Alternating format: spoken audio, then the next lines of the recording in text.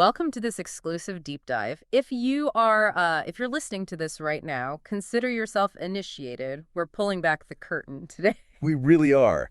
We are taking a crowbar to the drywall of reality to show you the ultimate, unspoken, underlying architecture of human power.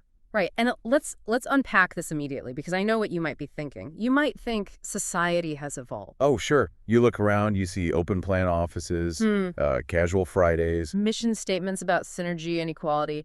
You might genuinely believe we live in this post-primal, highly civilized world. But we have spent years, decades, collectively, obsessively decoding the matrix of historical manipulation in human behavior. And I am telling you with absolute certainty, the fundamental game has not changed. It hasn't changed a fraction of an inch since the days of the blood-soaked aristocratic courts of Renaissance Italy or, ancient China. Exactly. What's absolutely fascinating here is that we are all, right at this very second, trapped in a giant, glittering matrix of power dynamics. The modern corporate office, your tight-knit social circles, the chaotic digital landscape of social media, they're all just velvet-draped courts. Right. The technology is different, sure. We have smartphones instead of parchment.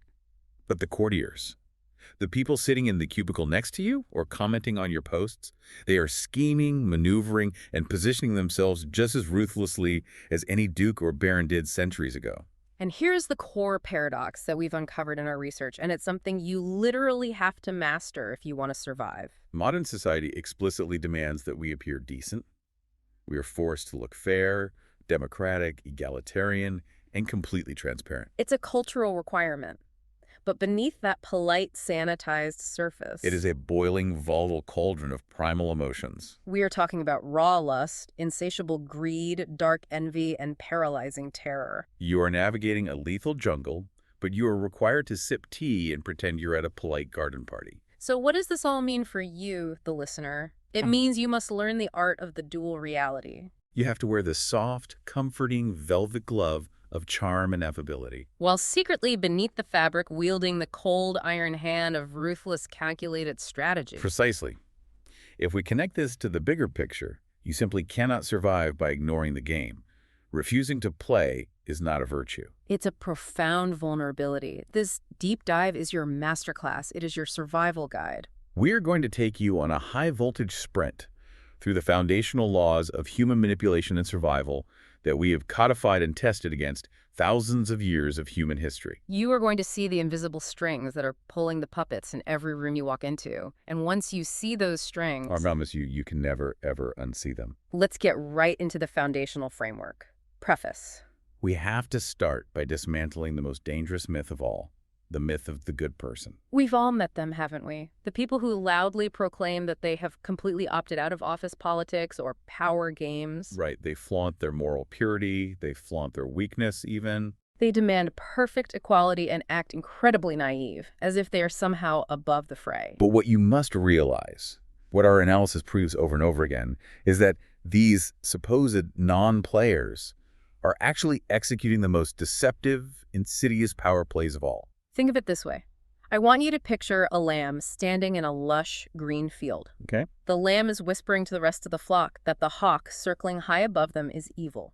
The lamb builds an entire complex moral framework around why having sharp talons is a sin, why swooping down from the sky is an act of supreme malice. And the flock listens and nods, feeling morally superior. But the hawk doesn't care a single bit about the lamb's moral philosophy. The hawk just sees a delicious, tender meal waiting in the grass. Exactly. The lamb's display of moral weakness, its preaching about fairness, is just a desperate strategy for survival. It is a manipulation of the flock to create a defensive herd. True powerlessness doesn't broadcast itself on a megaphone. When someone tells you they don't play games, they are making their opening move. That is a perfect distillation. And to wield true power yourself, you have to conquer the deadliest enemy on the board, your own internal emotional state. Emotion is the antithesis of strategy. Anger is a thick, blinding fog. It destroys your peripheral vision and makes you incredibly predictable. And love and affection are dangerous blinders that keep you from seeing the calculating, self-serving motives of those who are closest to you. If you react emotionally to an insult, a setback, or a victory, you have already lost control of the board. Oh, wait, let me push back on that for a second. We are told constantly today that we should lead with passion, right? Sir. That we should be authentic and emotionally invested in our work and relationships. Are you saying passion is entirely a liability? I am saying that unbridled reactive passion is a massive liability. Passion is an engine, yes, but without a steering wheel, it will drive you right off a cliff. Makes sense. If you are angry, your opponent knows exactly how to bait you. If you are overly affectionate, your opponent knows exactly what to hold hostage. You have to cultivate a clinical detachment. So how do we actually fix that? How do we build that detachment? In our framework, we've developed what we call the Janus principle. I love this concept. Picture the ancient Roman god Janus. He is typically depicted with two faces looking in opposite directions. I want you to imagine right now grafting those two faces onto your own skull. Very cinematic. One face is constantly scanning the future. It is entirely devoid of hope or anxiety. It is simply running thousands of cold, probabilistic simulations, calculating every single potential pitfall, trap, and permutation before it happens. And the other face is ruthlessly auditing the past. Not to dwell on nostalgia and absolutely not to hold grudges. Grudges are a massive emotional waste of your precious energy. No, this face looks backwards solely to extract cold, hard, crystalline lessons. Power is an entirely amoral game. It doesn't care if you are a saint or a sinner. You must learn to judge every single action, yours and others, not by the sweet, honey-coated intentions behind it, but by its visceral costs and its real-world effects. Time and energy are your only real currencies in this life. Guard them violently. Let's move to our first official law of the Matrix. Law 1, never outshine the master. Judgment. Always make those above you feel comfortably superior. In your desire to please and impress them, do not go too far in displaying your talents, or you might accomplish the exact opposite. Inspire fear and insecurity. Make your masters appear more brilliant than they are, and you will attain the heights of power. To really understand the stakes of this law, let's zoom in on 17th century France. I want to tell you the absolute tragedy of Nicolas Fouquet. Oh, this is a brutal one. He was King Louis XIV's finance minister. Fouquet was brilliant, charming, and incredibly wealthy. He wanted to prove his absolute loyalty to the young king, and he wanted to show that he was completely indispensable to the crown. Right. So to celebrate the completion of his brand new magnificent chateau, Vaux-le-Vicomte, Fouquet threw the most spectacular, jaw-dropping party the civilized world had ever seen. I want you to smell and feel this scene. Mhm. We are talking about 7-course Oriental feasts, featuring exotic spices no one in France had ever even heard of. The legendary playwright Molière debuted a comedy written specifically and exclusively for that exact night. There was a massive, orchestrated fireworks display, illuminating perfect mathematical geometric gardens, with the explosions reflecting perfectly off the custom-built canals. From an event planning perspective, it was an unparalleled masterpiece of hosting. But Fouquet fundamentally, fatally misunderstood the psychology of power. He thought he was buying loyalty. He thought he was securing a promotion to prime minister. He thought the king would be grateful.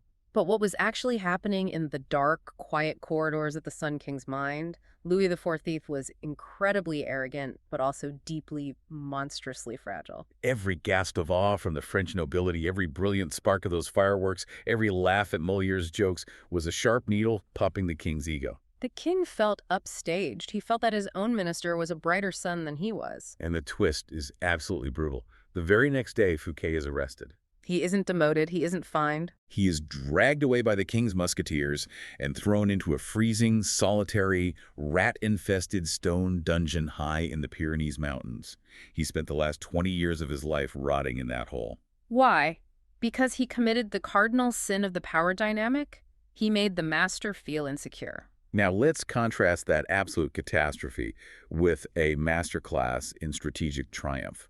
Let's look at Galileo Galilei. Yes, Galileo was a brilliant astronomer, but he was constantly scrounging for money. He needed permanent funding from the hyper-powerful Medici family.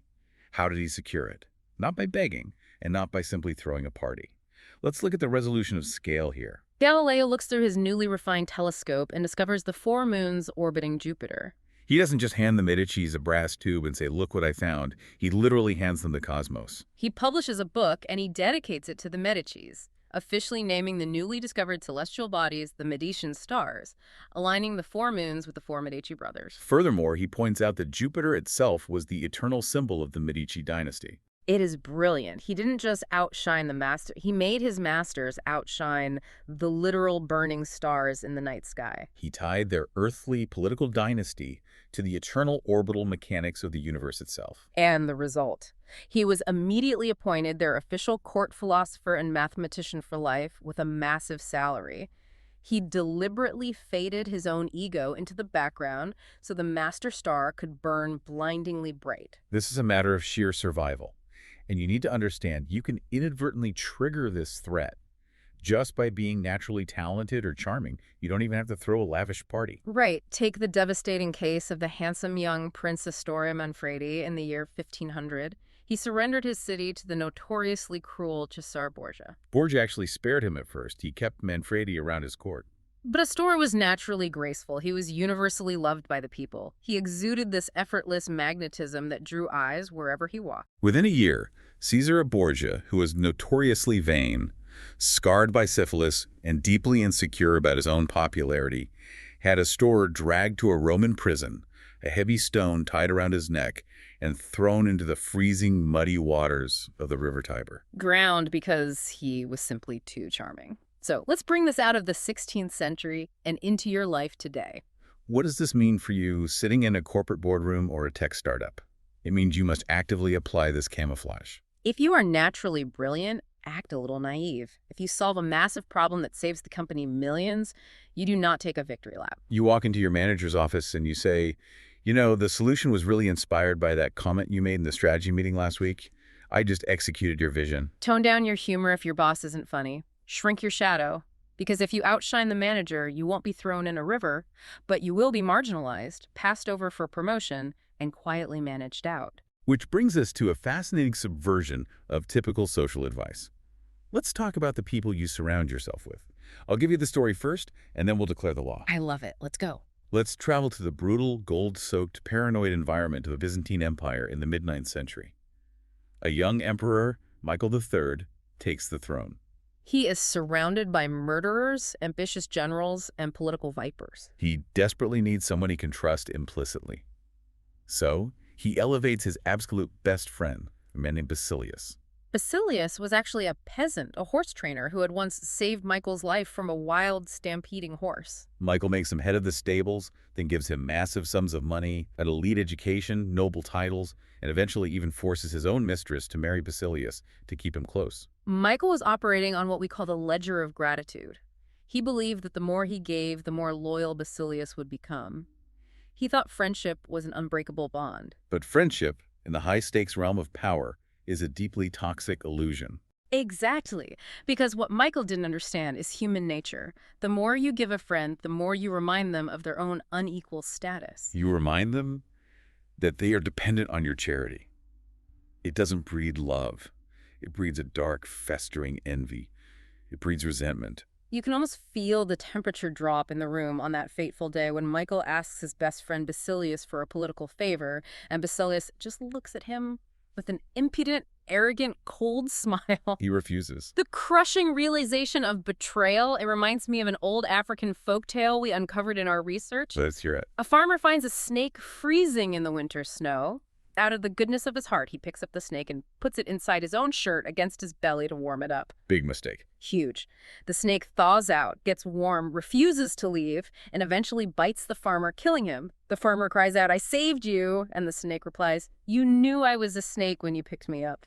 Basilius was the snake. Yeah. A few weeks after that refused favor, Basilius woke Emperor Michael up in the dead of night with a squad of heavily armed assassins. Michael was stabbed to death in his bed, and his severed head was paraded through the streets of Byzantium on the end of a long wooden pike, carried, of course, by his best friend. Which perfectly illustrates our next framework. Law 2, never put too much trust in friends. Learn how to use enemies. Judgment. Be wary of friends. They will betray you more quickly, for they are easily aroused to envy. They also become spoiled and tyrannical. But hire a former enemy, and he will be more loyal than a friend because he has more to prove. In fact, you have more to fear from friends than from enemies. If you have no enemies, find a way to make them. Find a way to make them. That is a chilling directive. Let's look at how to actually execute that. Pivot to AD 959 in China. Emperor Sung takes the throne. He inherits a culture where ambitious generals routinely assassinate the reigning emperor to take power. It is a bloody, endless, cyclical meat grinder of a dynasty. How does Sung break the cycle? If he kills his rival generals, their armies will revolt, sparking a massive civil war. So he uses them. He invites his deadliest military rivals to a lavish, opulent banquet. The generals arrive, sweating, terrified, absolutely certain that the wine is poisoned and they are going to be slaughtered. But once they are sufficiently drunk, Sung clears the room of guards and offers them a stunning deal. He says, "The life of an emperor is terrible. I can't sleep, constantly fearing assassination. Why don't you all retire in peace?"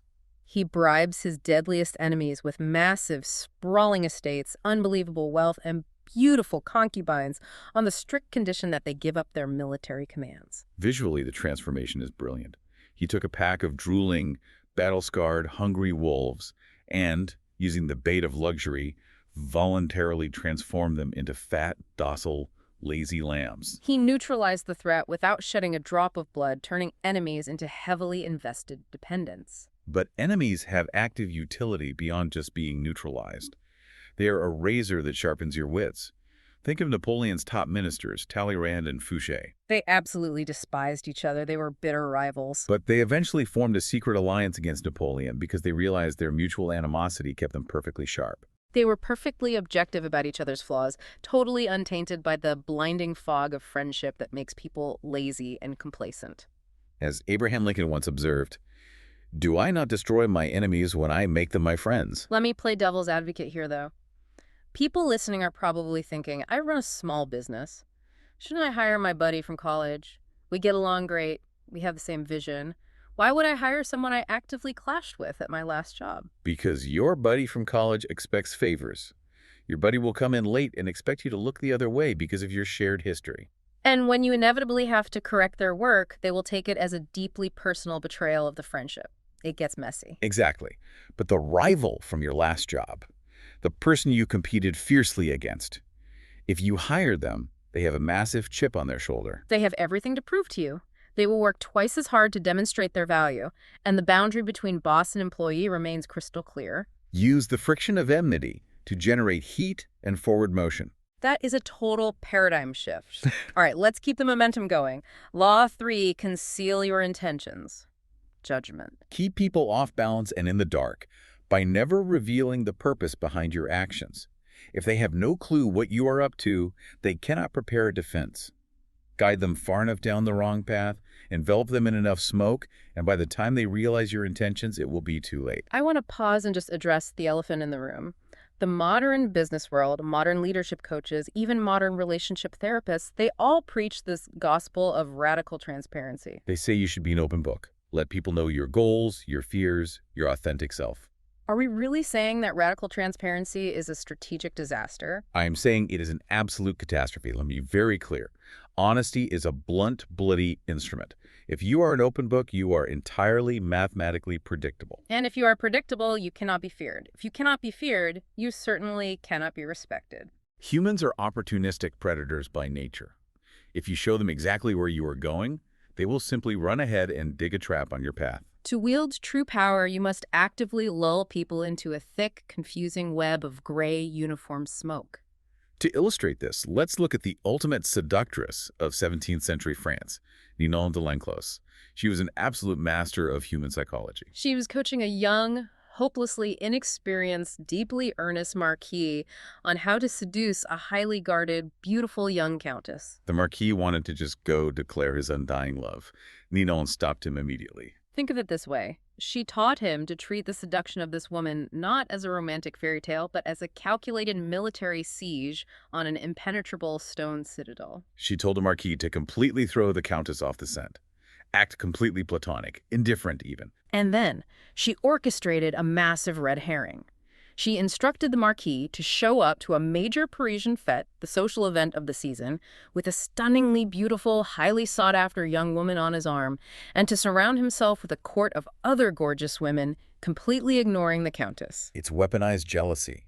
By completely hiding his true intention, he scrambled the Countess's radar. She was used to men fawning over her. Suddenly, here is a man who seems oblivious to her, highly desired by others. She didn't know if he wanted her or not, and that absolute maddening mystery ignited a raging fire of desire and obsession that honesty could never have sparked. He conquered the citadel by pretending to march his army in the opposite direction. That's the power of the false scent. But there's another way to conceal your intentions, and that is the smokescreen. You hide your true brilliant move behind a wall of absolute crushing boredom. Look at Henry Kissinger. When he sat at a high-stakes negotiating table, he didn't pound his fists or make grand, dramatic demands. He projected an unreadable, blank-faced, agonizing boredom. He would drone on in a flat monotone, rattling off endless mind-numbing diplomatic details and historical precedents. He would literally put the entire room of hardened diplomats into a hypnotic coma of monotony. It's brilliant. He bored them into submission. And then when their eyes were glazed over, when they were checking their watches and their mental defenses were completely down, he would strike like a viper with his boldest, most aggressive terms. And they would agree just to make it stop.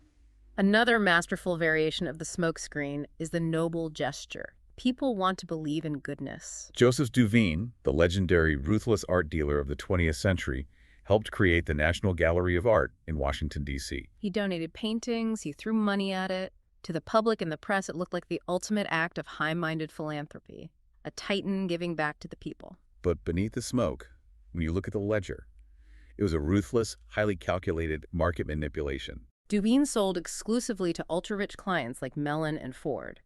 By suddenly locking away dozens of major masterpieces into a public museum where they could never be sold again, he created massive artificial scarcity in the private market. The prices of the paintings he was still holding in his private inventory skyrocketed. He made millions by hiding his predatory capitalism behind a beautiful marble facade of public charity. If he had just raised prices, clients would have balked. By creating a museum, they thanked him while handing over bigger checks. That flows perfectly into our next framework, because one of the best ways to conceal your intentions is to control your tongue. Law 4 always say less than necessary. Judgment. When you are trying to impress people with words, the more you say, the more common you appear, and the less in control. Even if you are saying something banal, it will seem original if you make it vague, open-ended, and sphinx-like. Powerful people impress and intimidate by saying less. The more you say, the more likely you are to say something foolish. Paint this picture in your mind, King Louis XIV again. He wielded silence not just as a defense, but as a devastating physical weapon. When his ministers or nobles would bring him complex proposals, trembling with anxiety, pitching their hearts out, sweating through their ruffled collars, Louis would just sit on his throne and stare at them. He possessed the terrifying, unreadable power of a sphinx. And after they exhausted themselves talking, his ultimate devastating response was simply, "I shall see," and then he would walk away. The psychology here is elemental. Humans are interpretation machines. We cannot handle the void. Silence creates a terrifying psychological vacuum. When you say nothing, the subordinates surrounding you nervously rush to fill that silence. And in their absolute panic to keep the conversation going, to read your blank face, they over-explain. They spill their own secrets, they reveal their hidden insecurities, and they essentially hand you all their leverage on a silver platter. Think about this in a modern salary negotiation. They make an offer. It's lower than you want. The amateur responds immediately, arguing why they deserve more. The master simply looks at the offer, looks up at the HR rep, and remains perfectly, uncomfortably silent for 10 seconds. The silence becomes so unbearable that the HR rep will often start negotiating against themselves, saying, but, we might be able to find some wiggle room in the signing bonus. You gain thousands of dollars just by keeping your mouth shut. But when you talk too much, Yeah. you risk the snapping rope. Yep. I want to tell you the dark, grim story of Kondraty Ryleyev in 19th century Russia. Ryleyev was a passionate, vocal rebel leader who orchestrated an uprising against Tsar Nicholas I. The uprising failed. Ryleyev is sentenced to hang. He is led up to the gallows. The executioner puts the noose around his neck. The trapdoor opens. He falls. But the rope snaps. Ryleyev crashes to the muddy ground, badly bruised but very much alive. Now, you have to understand the context of the era. At that time, surviving a hanging was widely considered an act of divine providence. It meant God had intervened. A man saved by a snapped rope was almost always pardoned by the sovereign. It was a cultural tradition. Ryleyev just had to dust himself off, show some humility, and wait for the pardon. But Ryleyev, the passionate rebel, couldn't keep his mouth shut. He stood up, wiped the mud off his face, and decided to mock the crowd and the crown. He yelled out, "In Russia, they don't even know how to make a rope properly." Meanwhile, a breathless messenger is already sprinting to the Winter Palace to tell Tsar Nicholas about the miracle of the snapped rope, fully expecting to return with the traditional pardon. The Tsar is sitting at his desk. He hears the news. He actually picks up his pen. He's about to sign the pardon. But then, almost as an afterthought, he asks the messenger, did Ryleyev say anything after he fell? The messenger hesitates, then repeats the insult about Russian rope making. The Tsar pauses. He looks at the pen, he rips up the pardon, and says coldly, in that case, let us prove the contrary. The next day, Ryleyev was hauled back up to the gallows. He was hanged again, and this time the rope held. He literally talked his way into a grave. The takeaway here is absolute and terrifying. Words, once spoken, cannot be retrieved. They are out in the world, mutating, spreading, and causing irreversible damage. Keep your lips and teeth closed unless it is absolutely necessary to open them. So if keeping your mouth shut protects you from revealing your weaknesses, what happens when people look at you and there is nothing but silence? They judge you on the only thing left, the aura you project before you even enter the room. Which brings us to the next law. Law 5, so much depends on reputation guarded with your life. Judgment. Reputation is the cornerstone of power.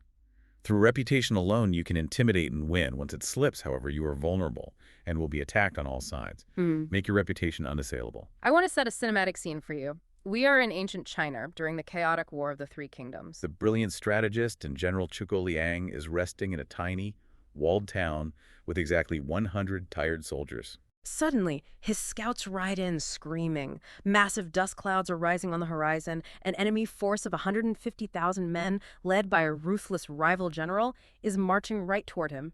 By any metric of military reality, Liang is dead. It is over. But what does he do? He leverages his invisible armor, his reputation. Liang orders his 100 men to take down the flags and hide completely out of sight. He then throws open the massive wooden city gates. Totally undefended, he puts on a simple Taoist robe, walks up the stairs to the highest part of the city wall, and sits down. He lights some incense, and he calmly begins plucking a lute. Imagine the enemy general arriving at the head of 150,000 bloodthirsty troops.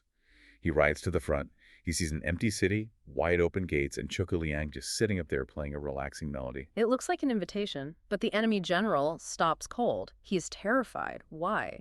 Because Liang has spent a lifetime cultivating a flawless, terrifying reputation for executing deadly, invisible, highly complex ambushes and traps. The general's mind races. It's too easy. It's a trap. He wants me to march in. The illusion of the empty city, backed by the monumental weight of his reputation, completely breaks the enemy general's nerve. Without firing a single arrow, the general orders his 150,000 troops to turn around and flee. From 100 men and a lute player. That is the pure mechanical physics of reputation. It is a magical force multiplier that literally doubles, triples, or hundredfolds your strength without you expending a single calorie of physical energy. You build it by starting with one sterling, hyper-focused quality. It could be ruthless efficiency. It could be absolute brutal honesty. It could be deceptive cunning, like Liang. You polish that single quality until it blinds people. You make sure stories of this quality circulate before you arrive. But reputations can be dirty, right? We all make mistakes. Let's look at P.T. Barnum. In the mid-19th century, Barnum was making a fortune, but he was widely known as a vulgar, low-class huckster, a purveyor of cheap freak shows and hoaxes. He wanted to break into high society, but his reputation was mud. He needed to completely whitewash it. So what did he do? He orchestrated an incredibly expensive, highly publicized American tour for Jenny Lind. She was the most famous, high-class, angelic, morally pure opera singer in Europe. By risking his fortune to bring her over and physically associating himself with her sterling, pious reputation, he absorbed her light. The public began to view him not as a con man, but as an impresario of high culture. He washed away his own vulgarity with her prestige. But a critical warning to you, reputation management is a delicate art. If you're going to attack someone else's reputation because they are threatening yours, you must never, ever do it with desperate anger or defensive rage. If you look angry, you look weak, and your own reputation shatters. You use satire, you use light ridicule, you mock them gently. You play with them the way a massive, relaxed lion toys with a frantic, tiny mouse. You maintain your poise while destroying their credibility. Think of modern public relations battles. The executive who posts an angry defensive rant online loses instantly. The one who posts a calm, mildly amused dismissal wins. Moving directly into the next piece of the matrix, because once you have a reputation, you need people to actually look at it. Law 6, court attention at all cost. Judgment. Everything is judged by its appearance. What is unseen counts for nothing. Never let yourself get lost in the crowd then, or buried in oblivion. Stand out. Be conspicuous at all cost. Make yourself a magnet of attention by appearing larger, more colorful, more mysterious than the bland and timid masses. The reality is that the masses are bland. Most people are deeply timid. They desperately want to blend into the beige wallpaper of life because standing out invites criticism. But society, deep down, is starved for larger-than-life figures. To hold power, you have to step into the blazing, burning limelight. It is infinitely better to be fiercely slandered and attacked than to be completely ignored. Look at Thomas Edison. History remembers him as a lone, brilliant scientist in a lab. In reality, he was a relentless, shameless, media-obsessed showman. He knew that to get funding from titans like J.P. Morgan, he had to own the public's retinas. He would announce inventions before he'd even figured out how to build them just to dominate the front page of the newspapers. Or consider Pablo Picasso. He achieved massive fame and wealth early on with his beautiful, emotional blue period and rose period paintings. But when he felt the public was getting too comfortable with his style, when he felt he was becoming just another established, predictable artist, he didn't just quietly tweak his palette. He deliberately painted shocking, violently ugly, distorted, aggressive Cubist works that actively outraged the critics of the time. Why? Because it broke their expectations. It forced all eyes back onto him. He preferred outrage over complacency. He retained absolute control of the public's gaze. Oh, wait, let me push back. Isn't bad attention bad? If I go into my office tomorrow and just start screaming or acting wildly inappropriate, I'll get attention, but I'll also get fired. Obviously, you don't want the attention of a lunatic. You want the magnetism of mystery. Let me introduce you to Margaret as well. In the early 1900s, she arrived in Paris. She was essentially a penniless, middle-class girl from a small town in the Netherlands, fleeing a bad marriage. If she had presented herself authentically, she would have been ignored. Instead, she fabricated a completely intoxicating, terrifying aura. She changed her name. She claimed she was an Oriental temple dancer from Java, raised by priests, draped in jewels and veils, bringing the dark, forbidden mysticism of the East to Europe. She became Mata Hari. She completely fabricated her identity, and Paris went insane for her. Because she was mysterious. The tactic here is profound. When you feel cornered, when you feel you are becoming predictable and ignored, you must do something entirely inexplicable. Feign a little madness. Create a visual or behavioral scene that has no single logical interpretation. In a negotiation, suddenly change your mood. In a social setting, adopt a contradictory stance. You paralyze your opponents because they cannot calculate your next move. They are forced to pay attention to you just to figure out what you're doing. Okay, let's unpack this next one because this is where the morality police usually start screaming. Law 7, get others to do the work for you, but always take the credit. Judgment. Use the wisdom, knowledge, and legwork of other people to further your own cause. Not only will such assistance save you valuable time and energy, it will give you a godlike aura of efficiency and speed. In the end, your helpers will be forgotten, and you will be remembered. Never do yourself what others can do for you. I know. We call this being a vulture of credit, and I know it sounds brutal, unfair, and toxic. It sounds like that one guy in every college group project who does absolutely nothing and then writes his name in bold font on the final presentation after you stayed up until 3 a.m. making the slides. But listen to me. The history of power proves that the credit is historically more important than the actual creation. If you try to do everything yourself, the research, the endless data entry, the legwork, the execution, you will grind yourself down into a useless husk. You will have no energy left to actually wield the power you are trying to build. Look at Isaac Newton. He is considered a singular, godlike genius. But he literally wrote that he stayed on the shoulders of giants. What does that mean strategically? It means he devoured the grueling, lifetime observations of ancient and Renaissance astronomers, synthesized their exhausting labor in his warm study, and published the unified theory under his own name. The arts are no different. William Shakespeare is the bedrock of Western literature. But Shakespeare shamelessly, brazenly plagiarized entire plots, character arcs, and sometimes near-direct dialogues from historians like Plutarch. You let Plutarch do the exhausting historical and psychological heavy lifting. Shakespeare just added the polish, the poetry, and took the eternal, immortal glory. But there is a very nuanced, dangerous flow to this game. You can't just steal blindly. Let's look back at Henry Kissinger. He was a master of what we call the upward and downward flow of credit. He ran the State Department like a machine.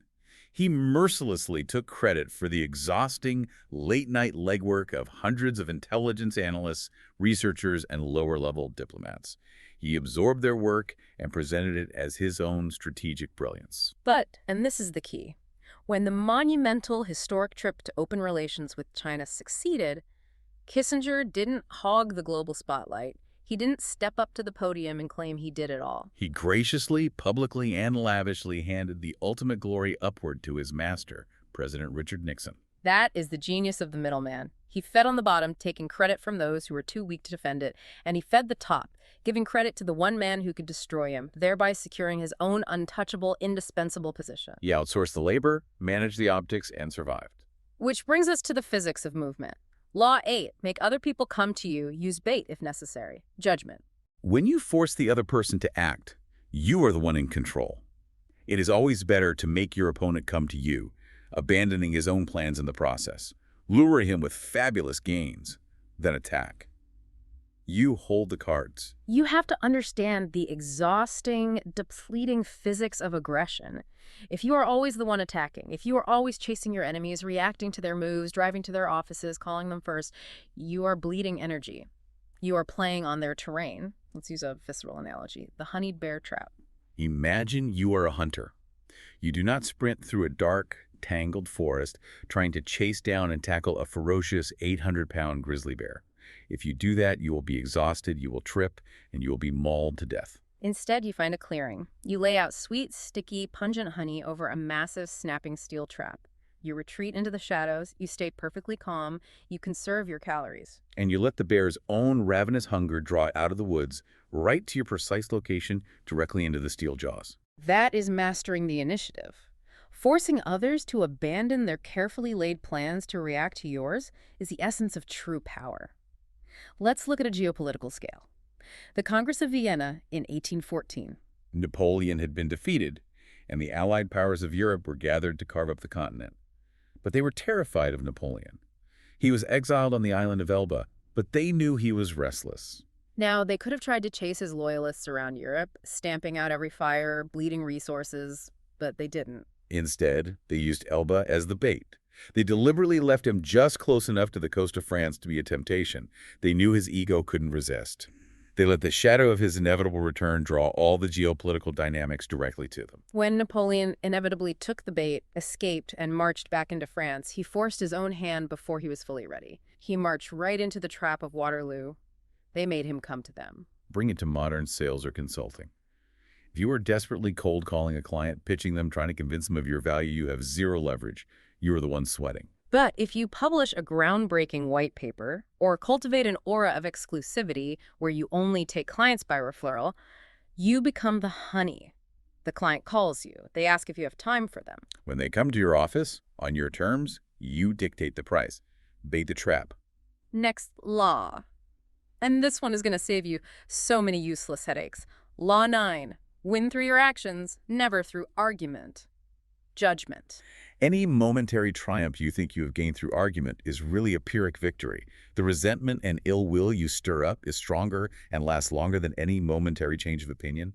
It is much more powerful to get others to agree with you through your actions without saying a word. Demonstrate, do not explicate. We have to tell the story of the fatal battering ram. It perfectly encapsulates the lethal danger of being right. A Roman consul, Publius Crassus, is laying siege to a heavily fortified Greek town. He realizes his current battering rams are too small. So he writes to a military engineer in Athens, ordering the engineer to send him the largest ship's mast in the armory to build a massive new ram. But the Athenian engineer, who is a recognized expert in siege warfare, reads the order and realizes the consul is mathematically wrong. The engineer knows that a slightly smaller, thicker mast is actually better. It's faster to swing, it carries more kinetic force, and it won't shatter an impact. So the engineer decides to be helpful. He decides to argue his case. He writes back with logic. He includes detailed geometric diagrams. He brings the irrefutable laws of physics and science to prove his point. He sends the smaller mast, fully confident that the consul will appreciate his expert intervention, and logically, scientifically, the engineer is completely 100% right. But the Roman consul is a man of military power. He doesn't care about physics. Being argued with, being corrected, being shown up by a subservient engineer completely humiliated the consul in front of his troops. The result: when the smaller mast arrived, the consul didn't thank him. He ordered the engineer brought to his tent. He had the brilliant, logically correct engineer stripped naked and beaten to death with iron rods. Logic is a literal death sentence if it bruises a fragile ego. When you argue with someone, even if you win the debate, you make them feel stupid. And people will never forgive you for making them feel stupid. Now contrast that bloody disaster with the sublime genius of Michelangelo. Michelangelo is sculpting the legendary statue of David. The arrogant mayor of Florence, Piero Soderini, walks into the studio, looks up at the masterpiece, and decides he needs to assert his authority. He crosses his arms and says, "The nose is too big. Fix it." Now, Michelangelo knows the nose is perfect. He knows it's an optical illusion based on where the mayor is standing. But Michelangelo doesn't argue proportion, anatomy, or perspective. He doesn't pull out his anatomical sketches to prove he's right. He acts. Michelangelo secretly grabs a handful of marble dust and a chisel. He climbs up the scaffolding right to the face of the statue. He taps his chisel lightly against the perfect nose, but he doesn't cut a single millimeter of stone. Instead, he just slowly lets the hidden marble dust fall from his hand, raining down on the mayor below. He climbs back down, dusts off his hands, and asks, "How is it now?" The mayor looks up, his ego satisfied that he forced the great artist to bend to his will, and says, "Ah, excellent, you've made it come alive." Words are cheap bags of air. Arguments trigger defense mechanisms. But actions and physical demonstrations bypass the fragile human ego entirely. They prove the truth, or at least create the illusion of agreement without stirring up a single drop of resentment. Show, do not tell. You're crossing into the dark territory now. Law 10, infection. Avoid the unhappy and unlucky. Judgment. You can die from someone else's misery. Emotional states are as infectious as diseases. You may feel you are helping the drowning man, but you are only precipitating your own disaster. The unfortunate sometimes draw misfortune on themselves. They will also draw it on you. Associate with the happy unfortunate instead. You have to view chronic, systemic misery not as bad luck, but as a highly contagious biological plague.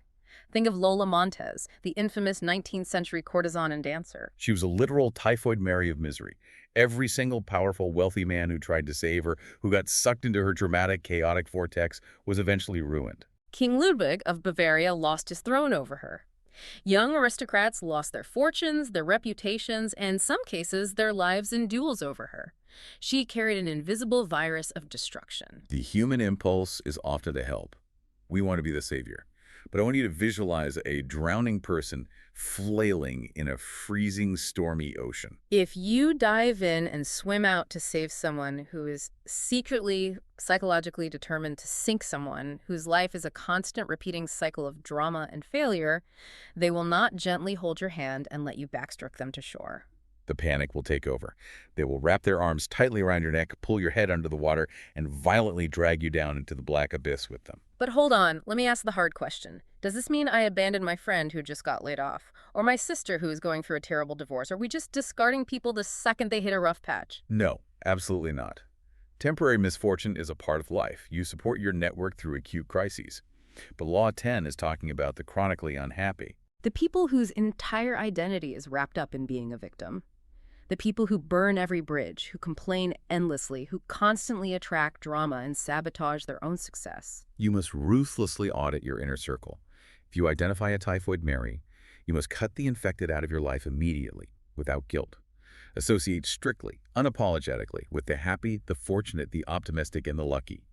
Let the miserable sink alone, or they will take you with them. Ruthless but necessary, which leads us to the ultimate defensive posture. Law 11, learn to keep people dependent on you. Judgment. To maintain your independence, you must always be needed and wanted. The more you are relied on, the more freedom you have. Make people depend on you for their happiness and prosperity, and you have nothing to fear. Never teach them enough so they can do without you. This one goes against everything we are taught about teamwork and empowering others. This is about the danger of gratitude. There is an incredibly dark story of a mercenary soldier, a condottiere, who fought for the town of Siena in Italy. The town was surrounded by a massive foreign army. It was doomed. But this mercenary executed a brilliant, miraculous campaign and completely defeated the enemy. He saved the city from burning. He saved the citizens from slaughter. The leaders of Siena gathered in the town hall to figure out his reward. But as they debated, they realized a horrifying truth. No amount of gold in their treasury, no grant of land, no noble title was big enough to repay the preservation of their actual liberty and their lives. The debt of gratitude was too massive. It was oppressive. So what do? They couldn't live with the unbearable weight of owing him everything. So they decided the only logical solution was to murder him. They assassinated their savior. Right. And then, to assuage their guilt, they worshipped him as a dead patron saint. Gratitude is a massive, crushing burden, and humans absolutely hate carrying it. You cannot rely on love, thankfulness, or a history of good deeds to secure your position at work or in a relationship. People will forget what you did for them yesterday if they don't need you tomorrow. You have to build an architecture of absolute indispensability. You become the man or woman behind the throne. Look at Otto von Bismarck. He unified Germany, but he did it by controlling the King of Prussia. He didn't control the king by flattering him or kissing his ring. Bismarck made himself the only person capable of holding the chaotic diplomatic web of Europe together. When the king pushed back, Bismarck would just throw up his hands and threaten to resign and walk away. The king, terrified of the entire government collapsing without Bismarck's brain, would immediately fold. Or look at King Louis XI of France and his court astrologer. The king was paranoid and decided to execute the astrologer because he had a bad prediction. Before the guards took him away, the king sneered. "Since you claim to know the stars, tell me, when will you die?" The astrologer, thinking incredibly fast, looked the king dead in the eye and said, "The stars dictate that I will die exactly 3 days before your majesty." It's a masterstroke. The king was instantly terrified. He didn't execute him. Instead, he wrapped the astrologer in absolute protection, gave him the best doctors, and paid him a fortune for the rest of his life, praying for his good health. Exactly. Love is fickle. It evaporates when it's convenient. True, unshakable dependence is built on the master's secret, visceral terror of what would happen to their operation, their wealth, or their very life if you suddenly disappeared. Be the only person who knows how the legacy code works. Be the only one with the direct line to the biggest client. Never teach them enough to fire you. Okay, we are entering the final sprint of this session. Law 12, use selective honesty and generosity to disarm your victim. Judgment. One sincere and honest move will cover over dozens of dishonest ones. Open-hearted gestures of honesty and generosity bring down the guard of even the most suspicious people. Once your selective honesty opens a hole in their armor, you can deceive and manipulate them at will. A timely gift. A Trojan horse will serve the same purpose. This is the ultimate con. Picture a tense, smoke-filled, incredibly sweaty room in 1920s Chicago.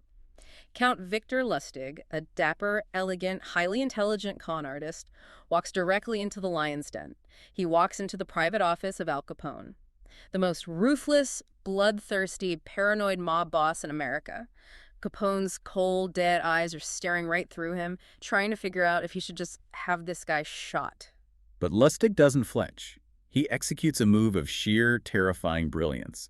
He looks Capone in the eye and asks him to invest $50,000 in a scheme, promising to double it in 60 days. Capone, amused by the audacity, plays along and hands over the cash. Lustig takes the money, puts it in a safe deposit box, and does absolutely nothing with it. 2 months later, Lustig walks back into Capone's office. He doesn't have $100,000. He reaches into his coat, pulls out the exact same $50,000 in bills, and hands it back. He looks depressed. He says, "The deal fell through, Mr. Capone. I failed. Here is your money back, untouched." Capone is completely stunned. His brain stops working. In the criminal underworld of 1920 Chicago, nobody gives money back. People die over $5. This display of complete, unprompted honesty totally short-circuits Capone's deeply paranoid brain. He is completely disarmed. He suddenly thinks Lustig is an absolute saint, a man of pure honor. So Capone peels off $5,000 and hands it to Lustig as a reward for his honesty, which of course was Lustig's true goal the entire time. He conned Al Capone by being flawlessly honest. It is the Trojan horse of kindness. The psychological mechanism here is flawless. Giving before you take actively reverts suspicious, heavily guarded adult into trusting, wide-eyed children. A single, perfectly timed gift or one calculated, seemingly painful admission of a minor fault punches a massive hole in your opponent's armor. It proves you are one of the good guys. It creates an impenetrable smokescreen, and while they are thanking you for your honesty, you execute your true manipulation. And there it is, the matrix revealed. We have just laid the absolute bedrock. The first 12 laws of the power matrix decoded, stripped of all their polite camouflage, and downloaded directly into your brain. We've covered a lot of ground today, but I want to leave you with a completely new, provocative thought to mull over. We have spent this entire deep dive talking about how you can manipulate the power matrix, how you can use the honey traps, the smoke screens, the cultivated reputations, and the selective honesty. But think about this. What happens tomorrow when you walk into your office or sit down at a family dinner and you suddenly recognize someone executing these exact same 12 laws against you? What happens when you realize your boss is playing Law 11, keeping you dependent, or your colleague is using Law 3, concealing their intentions behind a smokescreen of boredom? Who wins when two hawks meet in the same field? Because let me assure you, you are not the only one who has discovered the matrix. The real game doesn't begin when you learn the rules. It begins when you realize your opponent knows them too.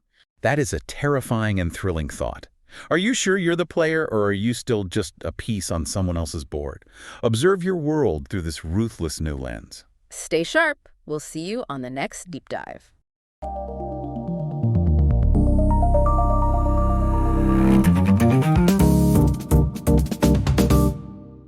Law 13.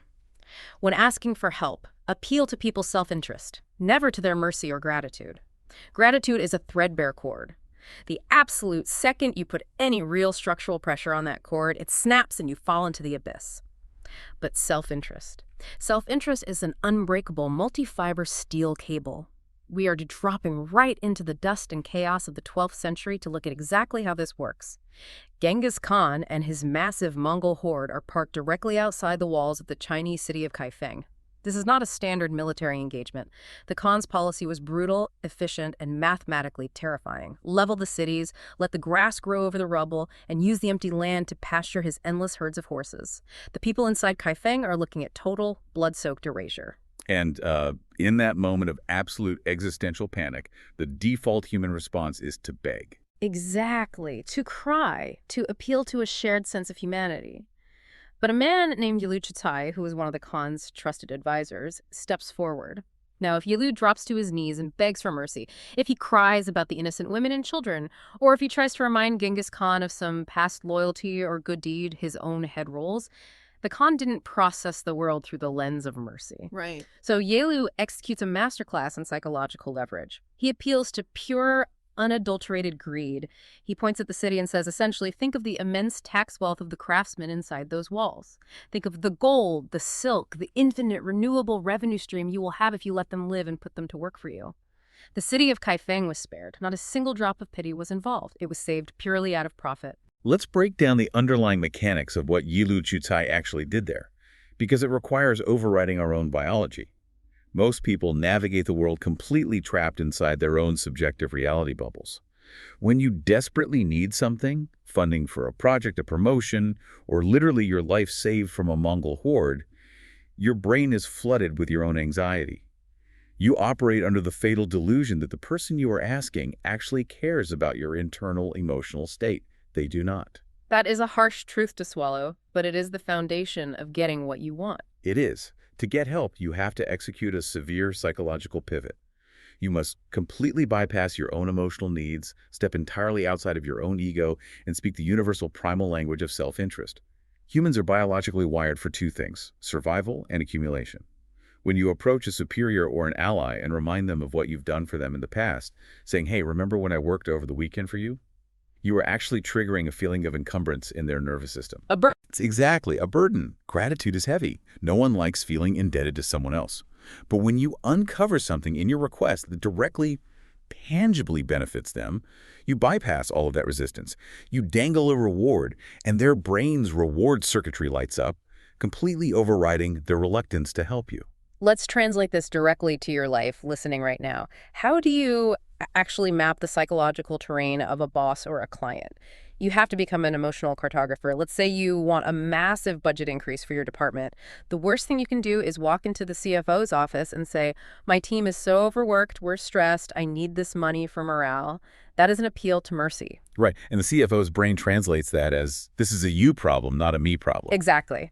Instead, you look at the CFO's deepest hunger. Are they obsessed with bottom line metrics and looking like a genius to the board? If so, you show them the money. You say, if you approve this budget, my team can automate this specific pipeline, which will slash our operational cost by 20% next quarter and make your balance sheet look incredible. But I want to push back on the idea that self-interest is always about money or tangible resources. What happens when you are dealing with someone who already has all the money and power they could ever want? What if their primary driver isn't greed, but vanity? What if they are obsessed with their public image and want to be seen as a noble, charitable savior? Oh, that is the ultimate trap. Because if you walk in and appeal to raw, capitalistic greed with someone who views themselves as a philanthropist, you will genuinely offend them. They will think you are crass. Precisely. In that highly specific scenario, an appeal to their self-interest means offering them a stage. You give them the spotlight. You frame your request so that by helping you, they get to cement their legacy as a visionary or a humanitarian. You're still appealing entirely to their self-interest, but the currency has shifted from gold to ego. The Japanese have a brilliant proverb for this. Pick up a bee from kindness and learn the limitations of kindness. If you rely on mercy, you will eventually be stung. Japan and Holland in the 17th century were vastly different, almost incompatible cultures, but they bridged that massive gap through the universal language of trade. You have to treat every single person you interact with as a foreign culture. You crack their code by figuring out what they value most, and you offer it to them. You tailor the bait to their specific vanity, which naturally forces a very important question. How do you figure out what their vanity actually is? People don't just walk around wearing signs that say, "I am driven by ego," or "I am secretly terrified of losing my status." You have to extract that data. Law 14. Pose as a friend. Work as a spy. We are talking about the cultivation of the third eye. In polite society, and especially in corporate environments, everyone wears a highly curated mask. You cannot navigate a jungle if you are blind to the predators hiding in the brush. The third eye is the omniscience you gain by gathering hard, actionable intelligence under the flawless disguise of casual sociability. This is where we see the absolute genius of social camouflage. When people are at a dinner party or a casual post-work happy hour, the drinks are flowing, the lighting is low, and their professional defenses drop. They think they're just making small talk. But if you're operating with a third eye, your mind is acting as a high-speed data processor. You're mapping their neuroses, their hidden resentments, their unspoken ambitions. And there are active, aggressive ways to pull this information out of them without them ever realizing they're being interrogated. Consider the tactical maneuver of the false confession. The 17th century French writer La Foucault was a master of this. He wouldn't just sit back and observe. He would actively bait the trap. He would lean in, lower his voice, look around to make sure no one was listening, and confess a deeply personal secret. But the secret was completely fabricated. Entirely fabricated. What happens neurologically in that moment? The target's defenses instantly evaporate. The psychological principle of reciprocity dictates that they mirror your vulnerability. So they lean in, lower their voice, and give you a real secret in exchange. You literally just traded counterfeit currency for genuine gold, and they walked away thinking you two had a profound bonding moment.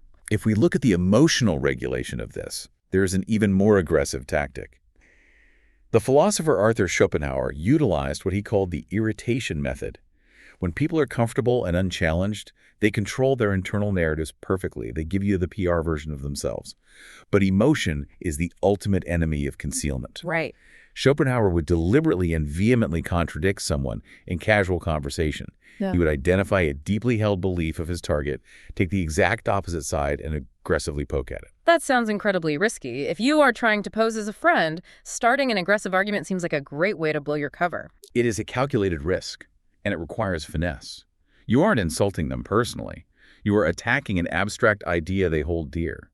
What happens is the target loses emotional control. Anger flares. And in that instantaneous flash of irritation, the mask slips completely. They stop filtering. They start vehemently defending themselves, and in their rush to prove you wrong, they spill their real intentions, their true biases, and the unvarnished thoughts they would never share in a calm state. You stir the waters, and the fish rise to the surface. It is espionage disguised as a philosophical debate. So you gather the intelligence. But espionage is a two-way street. While you are gathering their data, they are trying to gather yours. Which brings us to the defensive application of this law, disinformation. Let's look at London in 1944. The sky is dark, the air raid sirens are wailing, and the V-1 flying bombs, the terrifying unmanned buzz bombs, are raining down on the city, causing massive devastation. How does the British military defend against a weapon that has no pilot to shoot down, that is just launched on a mathematical trajectory? They built an invisible shield entirely out of lies. The double-cross system. The Germans were relying on a network of embedded spies in England to confirm exactly where the bombs were landing, so they could adjust their coordinates and hit the dense city center with more precision. But British intelligence had already captured almost every single one of those spies. Instead of executing them, they turned them into double agents. They forced these captured spies to radio back to Germany with slightly altered, completely false coordinates. The British would say, yes, the bomb hit perfectly, but they would give a location 2 miles north of the actual impact. So the Germans, trusting their spies, would adjust their aiming mechanisms. Slowly, incrementally, day by day, the British walked those devastating bombs further and further away from London, out into the empty fields and cow pastures of the countryside. By feeding the enemy the wrong data, they poked out the enemy's eye. This perfectly illustrates why gathering intelligence is not just about knowing the empirical facts of your opponent's life. It's about understanding the mechanics of their decision-making. And while you are mapping their minds, you must aggressively surround yourself with a bodyguard of lies. You plant false flags in the office. You loudly complain about a project you actually don't care about, so your rivals waste their energy sabotaging the wrong thing. You offer people a decoy persona to analyze, allowing them to feel incredibly smart for figuring you out, while your true intentions remain entirely submerged and protected. But what happens when the deception fails? What happens when the Cold War turns hot and you are forced into open, undeniable conflict? Law 15. Crush your enemy totally. Imagine you are walking through the brush and you step on a highly venomous viper. You hear the crunch, you see it writhing in the dust, half dead. You feel a sudden pang of pity, or maybe you're just exhausted, so you lift your boot and walk away. That is the greatest mistake you will ever make. That viper is going to drag its broken body beneath a rock. It is going to slowly, agonizingly nurse itself back to health. And as it heals, its venom doesn't weaken, it grows more concentrated, it stews in its own survival. By the time it slithers out into the dark and strikes you while you are sleeping, you will not survive. This is the uncompromising, absolute reality of leaving a defeated enemy with even a sliver of hope, power, or leverage. It is the single most common strategic error in human history. Let's look at the historical data. Mao Zedong and Chiang Kai-shek in the 1930s. Chiang's nationalist forces had Mao's communists on the absolute brink of destruction. They forced them into the desolate mountains on the infamous Long March. Mao's forces were starving, freezing, and dying by the thousands. But Chiang stopped halfway, he got distracted, he felt the threat was neutralized enough, and he left the ember glowing in the ashes. He didn't finish the job. Years later, Mao didn't just return. He returned with a hardened, fanatical, unstoppable army that had been forged in the crucible of that survival, and he drove the nationalists entirely off the mainland to Taiwan, or look Empress Wu of China. She ruled for 40 years in a violently, institutionally patriarchal society where a woman holding supreme power was considered an abomination. How did she survive? Because she preemptively, systematically, and completely eliminated every single rival. She didn't exile them to the countryside where they could raise armies. She crushed them. I know that hearing "crush your enemy" totally sounds like advice for a sociopathic dictator. It immediately triggers our modern sensibilities. So we have to ask, why do we physically recoil from this law today? The answer lies in the fatal flaw of empathy within the specific high-stakes context of power struggles. We are deeply socially conditioned to seek reconciliation.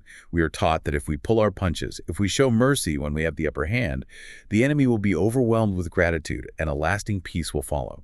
In a corporate environment, this translates to defeating a rival for a major promotion, but then leaving them in a position where they still have access to your key clients just to keep the peace. And that is catastrophic miscalculation. Absolutely. Stopping halfway out of a desperate hope for reconciliation only guarantees revenge. Think about the psychology of defeat. When you outmaneuver someone, when you take their power, you humiliate them. That humiliation breeds a toxic, slow-burning, obsessive hatred. If you leave them with any resources, any social standing in the company, or any capacity to maneuver, they will dedicate the rest of their professional existence to your destruction. Okay, let me push back on behalf of the listener.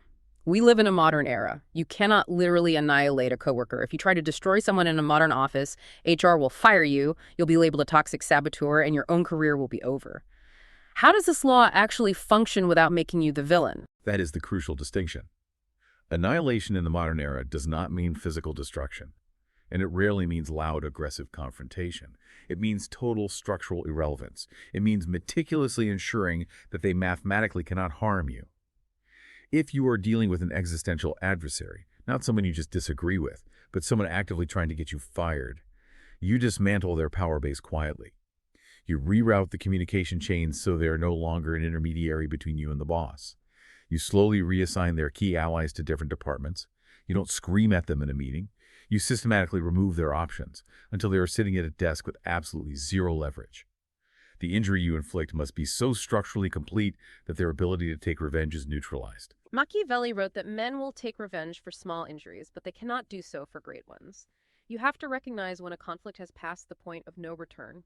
Negotiation is the insidious viper eating away at your resolve. You don't negotiate with someone trying to end you. You isolate them completely. But once you have secured your perimeter and neutralized the threats, you have to completely shift gears. You step out of the war room and into the subtle, intoxicating economics of human desire. Law 16. Use absence to increase respect and honor. We are taking the basic macroeconomic principle of supply and demand and applying it directly to your physical and emotional presence. Scarcity creates value. It is an immutable law of physics. Think of it like the weather. We all love a beautiful sunny day, but if the sun beats down relentlessly day after day, week after week, without a single cloud in the sky, it stops being a beautiful day. It becomes oppressive. It becomes a blinding drought. You start desperately praying for the rain just for some relief.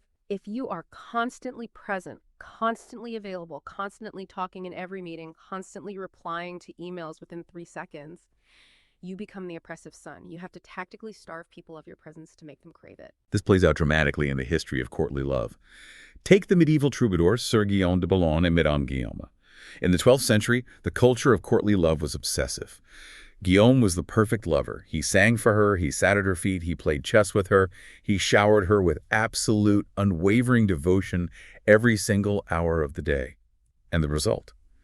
She grew completely, utterly bored of him. He became too present. His constant, suffocating availability acted like a wet blanket thrown over the fire of her passion. There was no mystery left. There was no space for her to wonder about him because he was always right there. But then he finally figured it out. He took a massive step back. He completely withdrew. He stopped visiting, stopped sending poems, disappeared from the court. And that sudden, inexplicable absence acted as a massive bellows, aggressively fanning the flames of her desire. The dynamic flipped entirely. She went from being annoyed by him to desperately pursuing him. What is happening neurologically in Madame Guillaume's brain, and in the brain of anyone you apply this to, is a phenomenon we can call the death before death. By withdrawing your presence, you forcefully trigger the brain's loss aversion circuitry. When someone is constantly around, our brains habituate to them. It's an evolutionary energy-saving mechanism. They become part of the background noise, like the hum of a refrigerator.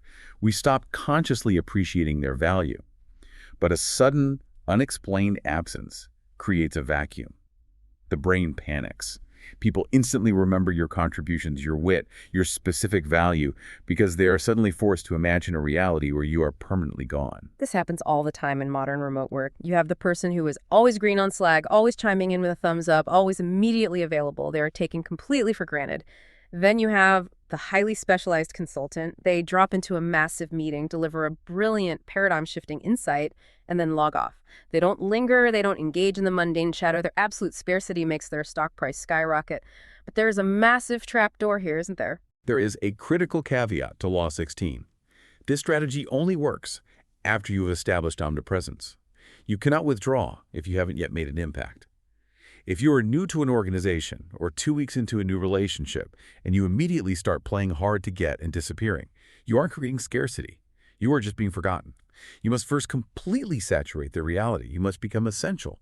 You do the hard work of making sure your ideas, your aesthetic, and your value are firmly imprinted on their daily lives. Only when you are thoroughly woven into the fabric of their existence do you pull back. I love that phrasing. You have to build the monument before you can cast the shadow. If you leave too early, you're just a ghost.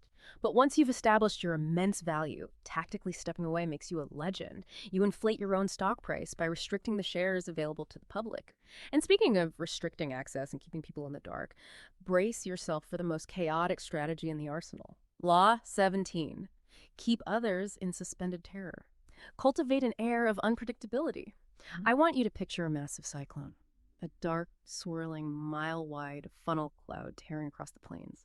Why is a cyclone so utterly terrifying compared to a blizzard or a flood? Because the barometric pressure inside it is completely unreadable. It shifts direction instantly and violently. You cannot track it. You cannot build a solid defense against it because you have absolutely no idea where it's going to strike next. That state of paralyzing, suspended terror is exactly the psychological state you want to induce in your adversaries. Humans are desperate, obsessive pattern recognition machines. We constantly, subconsciously scan our environments for consistency, because consistency means predictability, and predictability means safety.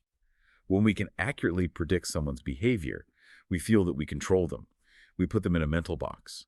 By intentionally scrambling your patterns, you rip that control right out of their hands. You put your opponents permanently on the defensive. You force them to expend massive amounts of cognitive energy trying to figure out your hidden motives.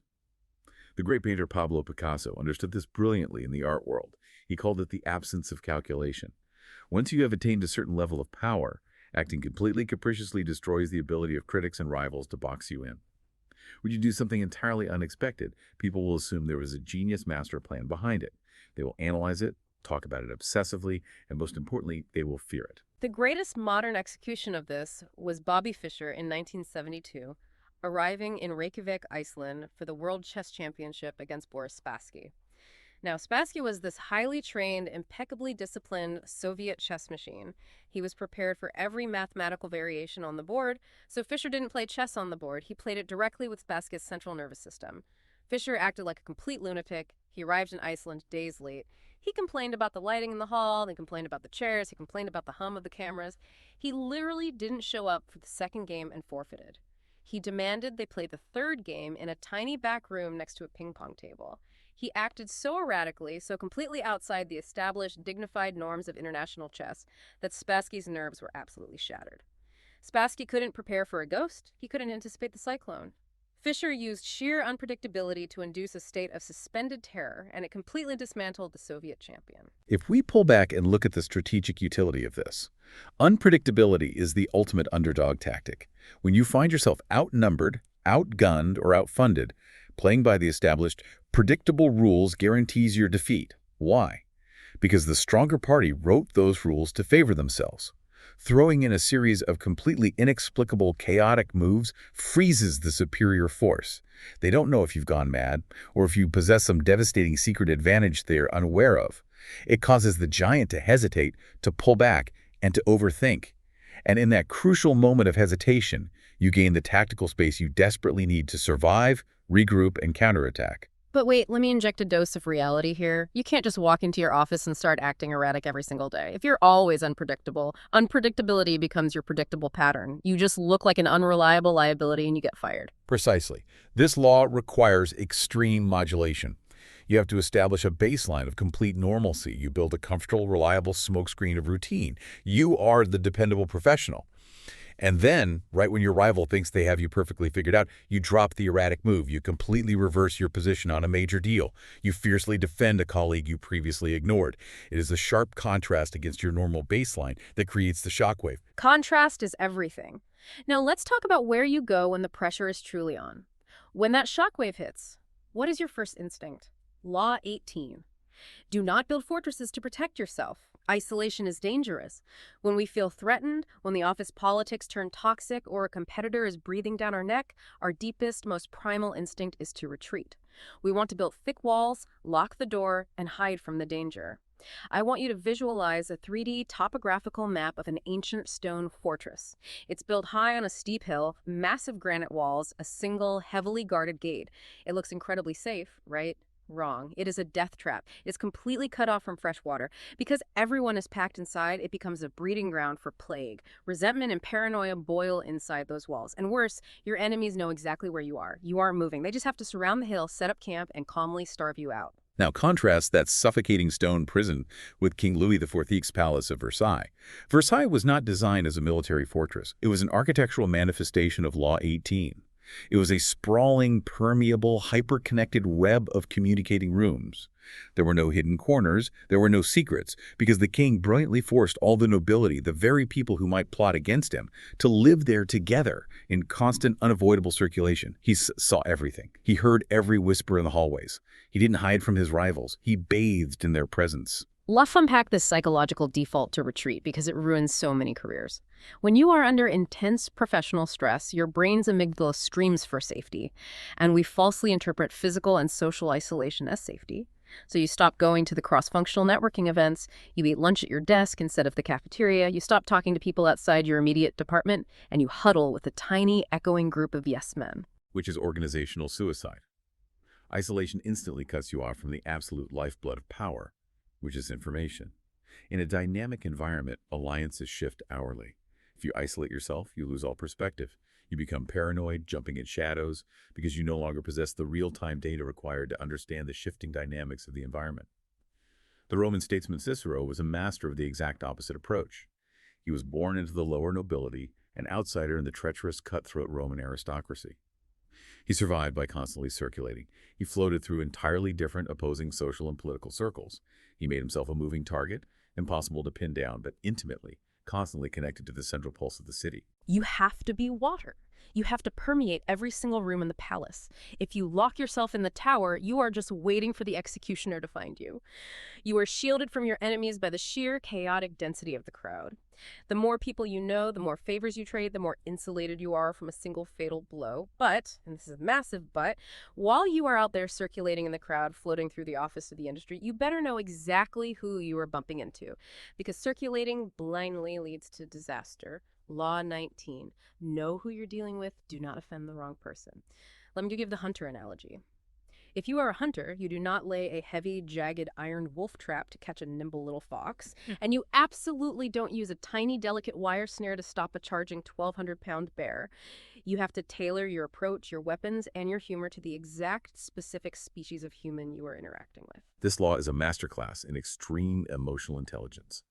The world is heavily populated with different typologies of people, and they process slights and offenses in radically different ways. If you deceive or outmaneuver the wrong type of person, they will literally dedicate the rest of their natural lives to your absolute destruction. There are wolves wearing lamb's clothing. And the most dangerous typology of all is the overly insecure individual with a deeply fragile ego. If you inadvertently insult their pride, even with a seemingly harmless passing comment, they do not process it as a joke. They perceive it as an existential threat to their identity. They will harbor a slow-burning, obsessive resentment that can last for decades. We have the perfect historical blueprint for this. Look at the exiled Prince Chang'e in ancient China. He's been driven from his homeland. He is wandering the countryside, living in abject poverty, wearing rags, but he is waiting for his chance to return to power. He passes through the state of Cheng. The ruler of Cheng looks at this guy, sees only the dirty clothes and the poverty, and treats him like absolute garbage. He openly insults him in court. The ruler's advisors are panicking. They pull him aside and say, "Are you blind? This man is not a beggar. He is a sleeping lion. Treat him with the utmost respect or kill him right now, but do not just casually kick him and let him walk away." The ruler laughs it off. He treats the lion like a common stray dog. A fatal failure of typology identification. Exactly. Years later, Chang'e manages to regain his massive power. He builds an army. He remembers the insult in Qing perfectly, because fragile egos and kings never forget a slight.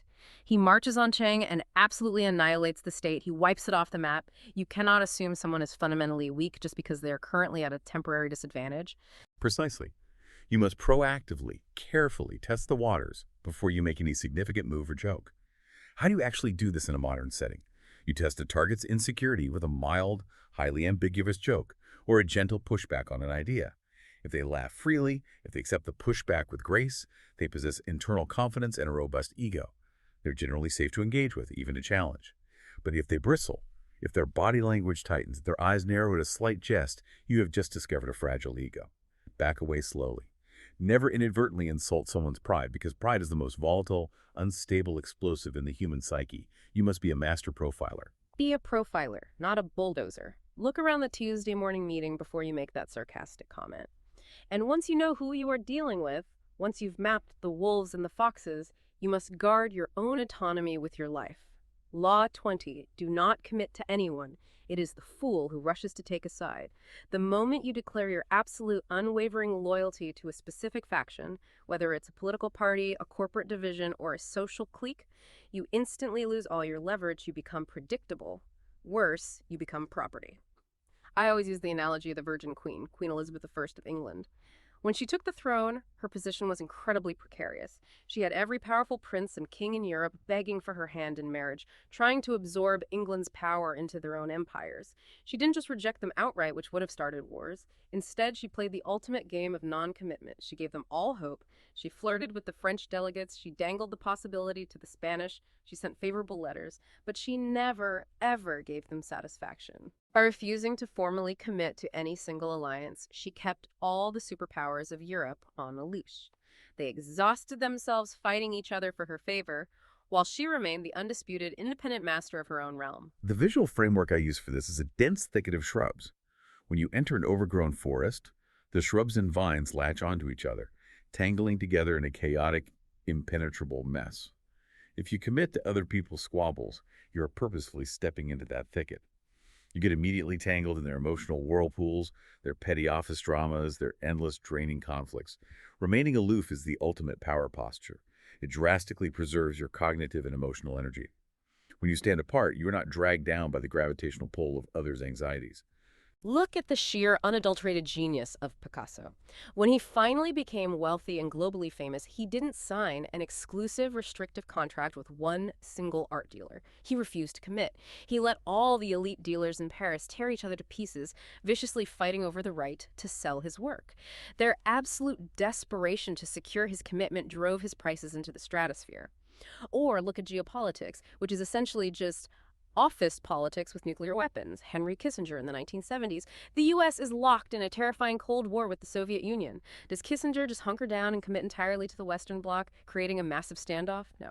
He executes a brilliant non-committal pivot. He starts secretly courting communist China. He opens diplomatic channels. He makes the Soviets absolutely terrified of a potential U.S.-China alliance. He didn't fire a single bullet. He didn't formally commit to a military pact with Beijing, but simply by floating a new option and refusing to be boxed in, he forced the Soviet Union to panic and come to the negotiating table for detente. You play the sides against each other and you rise completely above the fray. But we need to define what non-commitment actually looks like practically. It is critically important to note that this is not about being antisocial, arrogant, or completely isolated. We just established in Law 18 that isolation is fatal. This is about maintaining your inner independence. You can be incredibly friendly, you can be highly collaborative on projects, you can go to the happy hours, but your core loyalty remains exclusively permanently to yourself. You are the eye of the storm. Everyone else is spinning around in the chaos of the corporate vortex, trying to pull you into their drama. But you remain perfectly still, perfectly uncommitted, maximizing your options. And while you are standing in the eye of the storm, maximizing your options, you need to make sure absolutely nobody perceives you as a threat. Law 21. Play a sucker to catch a sucker seem dumber than your mark. This is, without a doubt, my absolute favorite law to execute. It plays directly on the cardinal, unbreakable rule of human vanity. Never under any circumstances insult someone's intelligence. People can handle being told they're less physically attractive or less athletic or even less wealthy.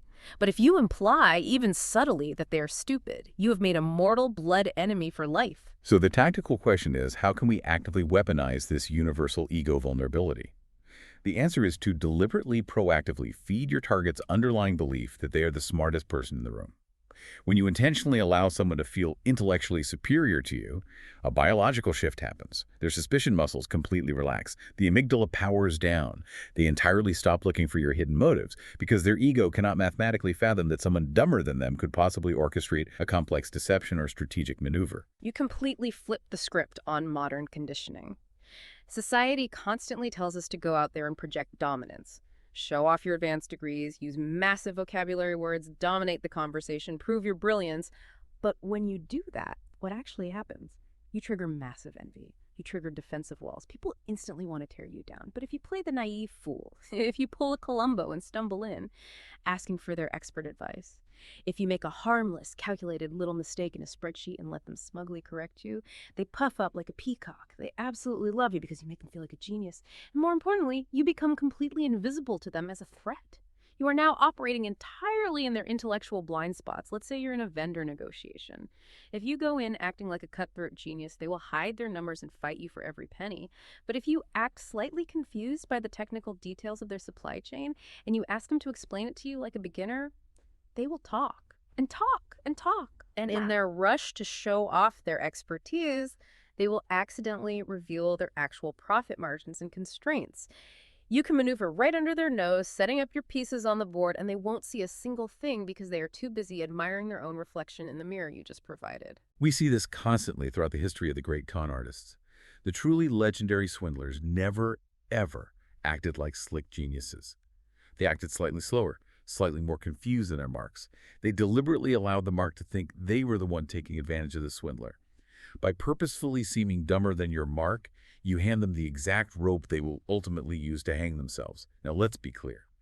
This requires immense, painful self-discipline. It requires you to completely suppress your own ego. You have to swallow your pride and pretend to be less than you are. But the tactical advantage gained by becoming invisible is overwhelming. Which perfectly transitions us to another law that requires checking your ego entirely at the door, often in moments of sheer panic. Law 22. Use the surrender tactic. Transform weakness into power. When you are genuinely mathematically weaker, when you are outgunned, outfunded, and completely outmatched by a superior force, never ever fight for the sake of honor. Fighting for honor when you have no leverage will only get you killed. I want you to visualize the martial arts concept of Aikido. If a massive 300-pound opponent charges at you, you do not plant your feet and try to block them with your own brute force. You will be instantly crushed. Instead, you step slightly to the side, you grab their arm, and you use their own aggressive forward momentum to throw them face first to the mat. Surrender is the ultimate tactical pivot. It is absolutely crucial to understand that surrender, in the context of this law, is not actual defeat. Surrender is an offensive active weapon. When an enemy is geared up for a massive fight, their adrenaline is heavily pumping. They are anticipating resistance. They want the clash. They want the glorious, validating satisfaction of crushing you into the dirt. When you immediately, completely, and unconditionally surrender, you completely deny them that satisfaction. It is incredibly anticlimactic for them. They are left standing there holding all of this aggressive pent-up energy with absolutely nowhere to direct it. And more importantly, your immediate surrender lulls them into a profound, false sense of security. They think they have completely broken your spirit. They relax their guard. Let me paint you a terrifying picture of what happens when you let pride override this law. We go back to the ancient Peloponnesian War. The massive, unstoppable imperial Athenian navy sails up and demands the surrender of the tiny, insignificant island of Melos. The Melians are vastly outnumbered. They have absolutely no hope of winning a military engagement. It's mathematical suicide.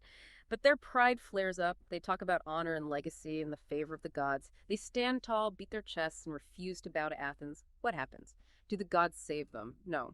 The Athenians lay siege, breach the walls, methodically slaughter every single man on the island, and sell every woman and child into slavery. Total, irreversible annihilation. Now, contrast that tragic, foolish pride with a brilliant Ethiopian proverb that has survived for centuries. When the great lord passes, the wise peasant bows deeply and silently farts. That proverb perfectly, hilariously encapsulates the deep psychology of tactical surrender. You offer the aggressor the outward physical manifestation of total submission. You bow. You yield the ground. You flatter their dominance and tell them they won. But internally, secretly, you maintain your absolute defiance. You're just biding your time. Because by surrendering, you buy yourself the single most valuable resource in any conflict, which is time.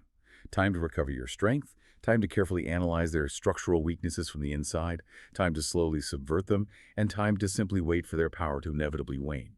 The overextended conqueror always eventually falls. You just have to survive long enough to see it happen. Exactly. You play the infinite game. Say you have a screaming, toxic boss who wants to publicly tear apart your proposal in a meeting. If you fight back, you validate their aggression and escalate the conflict. If you drop your hands and say, you know what, you are entirely right, I completely missed the mark on this, how would you fix it? You completely deflate their momentum. They have nothing to punch. And you survive the meeting with your job intact. And when it is finally time for you to strike out on your own, when you have survived and gathered your resources, you must remember Law 23. Concentrate your forces. We live in a modern era of total, catastrophic distraction. Everyone is trying to be a jack of all trades, spreading their energy thinner than a single sheet of tissue paper across 10 different side hustles and a dozen different skills. This law compares strategy to deep mining. If you want to strike a massive vein of gold, do you grab a shovel and dig 50 shallow holes, 2 feet deep, scattered randomly across an entire mountain range? No. You find one incredibly rich, specific vein, and you bring in the heavy machinery. You drill an intensely deep, relentless, hyper-focused shaft straight down to the absolute core. Intensity defeats extensity every single time. The legendary military theorist Karl von Clausewitz made this exact concept the foundational principle of all strategic warfare. The first unbreakable rule of war is to act with the utmost concentration. You must identify the single decisive point on the battlefield, what he called the enemy's center of gravity, and mass all your available energy, troops, and artillery precisely there. In everyday life, this directly applies to where you focus your time, your intellectual capital, and your networking. The fool flits from one minor connection to another, attending every networking event, hoping to build a massive, sprawling web of shallow, useless acquaintances. The master identifies the one fat cow, the single key patron who holds the actual keys to power, the one crucial, irreplaceable skill, or the one dominant market niche, and milks it relentlessly to the exclusion of all else. Look at the incredibly tragic error of Nikola Tesla, an absolute genius, arguably one of the greatest, most innovative minds in human history. But he completely refused to concentrate his forces. He wanted total, sprawling independence, so he turned down a massive, exclusive, highly lucrative contract from JP Morgan. He thought that spreading himself across a dozen smaller patrons and 50 different wild inventions would keep him free and unbeholden to anyone. Instead, it completely ruined him. He was constantly begging for scraps. His brilliant energy was diffused across a dozen unfinished, underfunded projects. He died penniless, feeding pigeons in a cheap hotel room. If you want true power, you must harness your energy like a highly calibrated laser beam, not a cheap floodlight. A floodlight softly illuminates your room. A laser beam cuts entirely through solid steel. This requires an almost painful level of discipline. It requires actively saying no to 100 seemingly good, highly attractive opportunities so that you can focus entirely, obsessively, on the one great opportunity. When you concentrate your forces, when you become the absolute best in the world at one highly specific thing, you build a massive reservoir of depth, expertise, and indispensable value that cannot be easily replaced by anyone else. And now we reach the absolute synthesis of everything we've discussed on this sprint.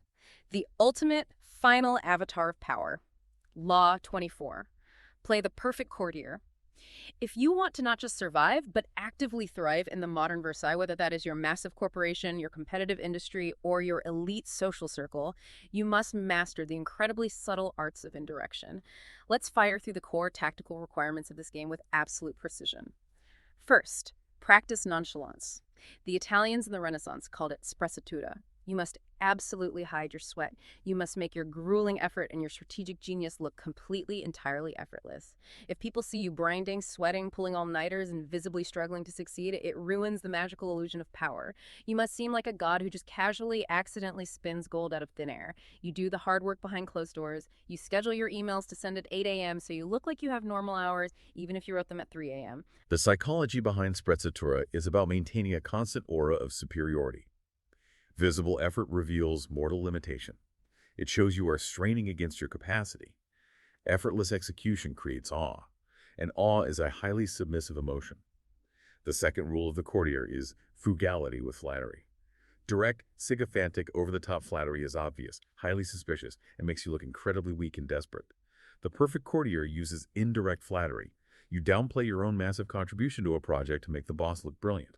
You flatter them not by praising their suit, but by adopting their ideas, expanding on them, and making them feel like the absolute originator of the genius. Rule 3. Alter your style. Treating every single person exactly equally, speaking to the billionaire CEO and the first week intern with the exact same tone and vocabulary, is a massive, fatal mistake disguised as modern egalitarianism. Pseudo-equality deeply offends everyone. You must adapt your language, your physical posture, and your tone to the specific rank, insecurity, and personality of the person standing directly in front of you. Be a flawless chameleon. And Rule 4, which is absolute, non-negotiable survival, never bear bad news. The king kills the messenger.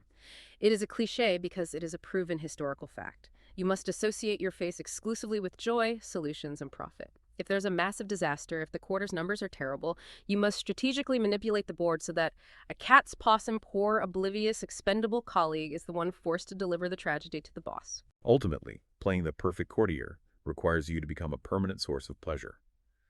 Modern life is harsh, stressful, and fraught with crushing anxiety, especially for those holding high positions of power.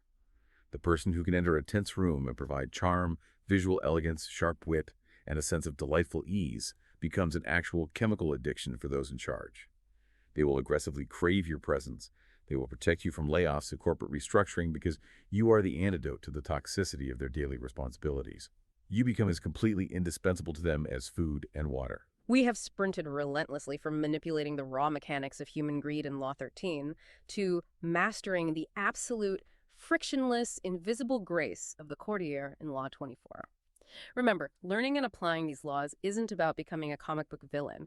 It is about ripping the veil off reality. It is about finally seeing the invisible underlying architecture of human behavior, the actual gears, pulleys, and levers that truly run the world, so that you are never ever a blind victim of them again. But I want to leave you with one final, deeply provocative, mind-bending question to chew on. If the perfect courtier from Law 24 constantly alters their style to fit the room, obsessively hides their true effort and stress, and carefully orchestrates reality so they never, ever bear bad news, at what point does the mask permanently become the face? Are the most powerful people in the world simply the ones who have successfully, irreversibly rewritten their own core personalities just to win the game?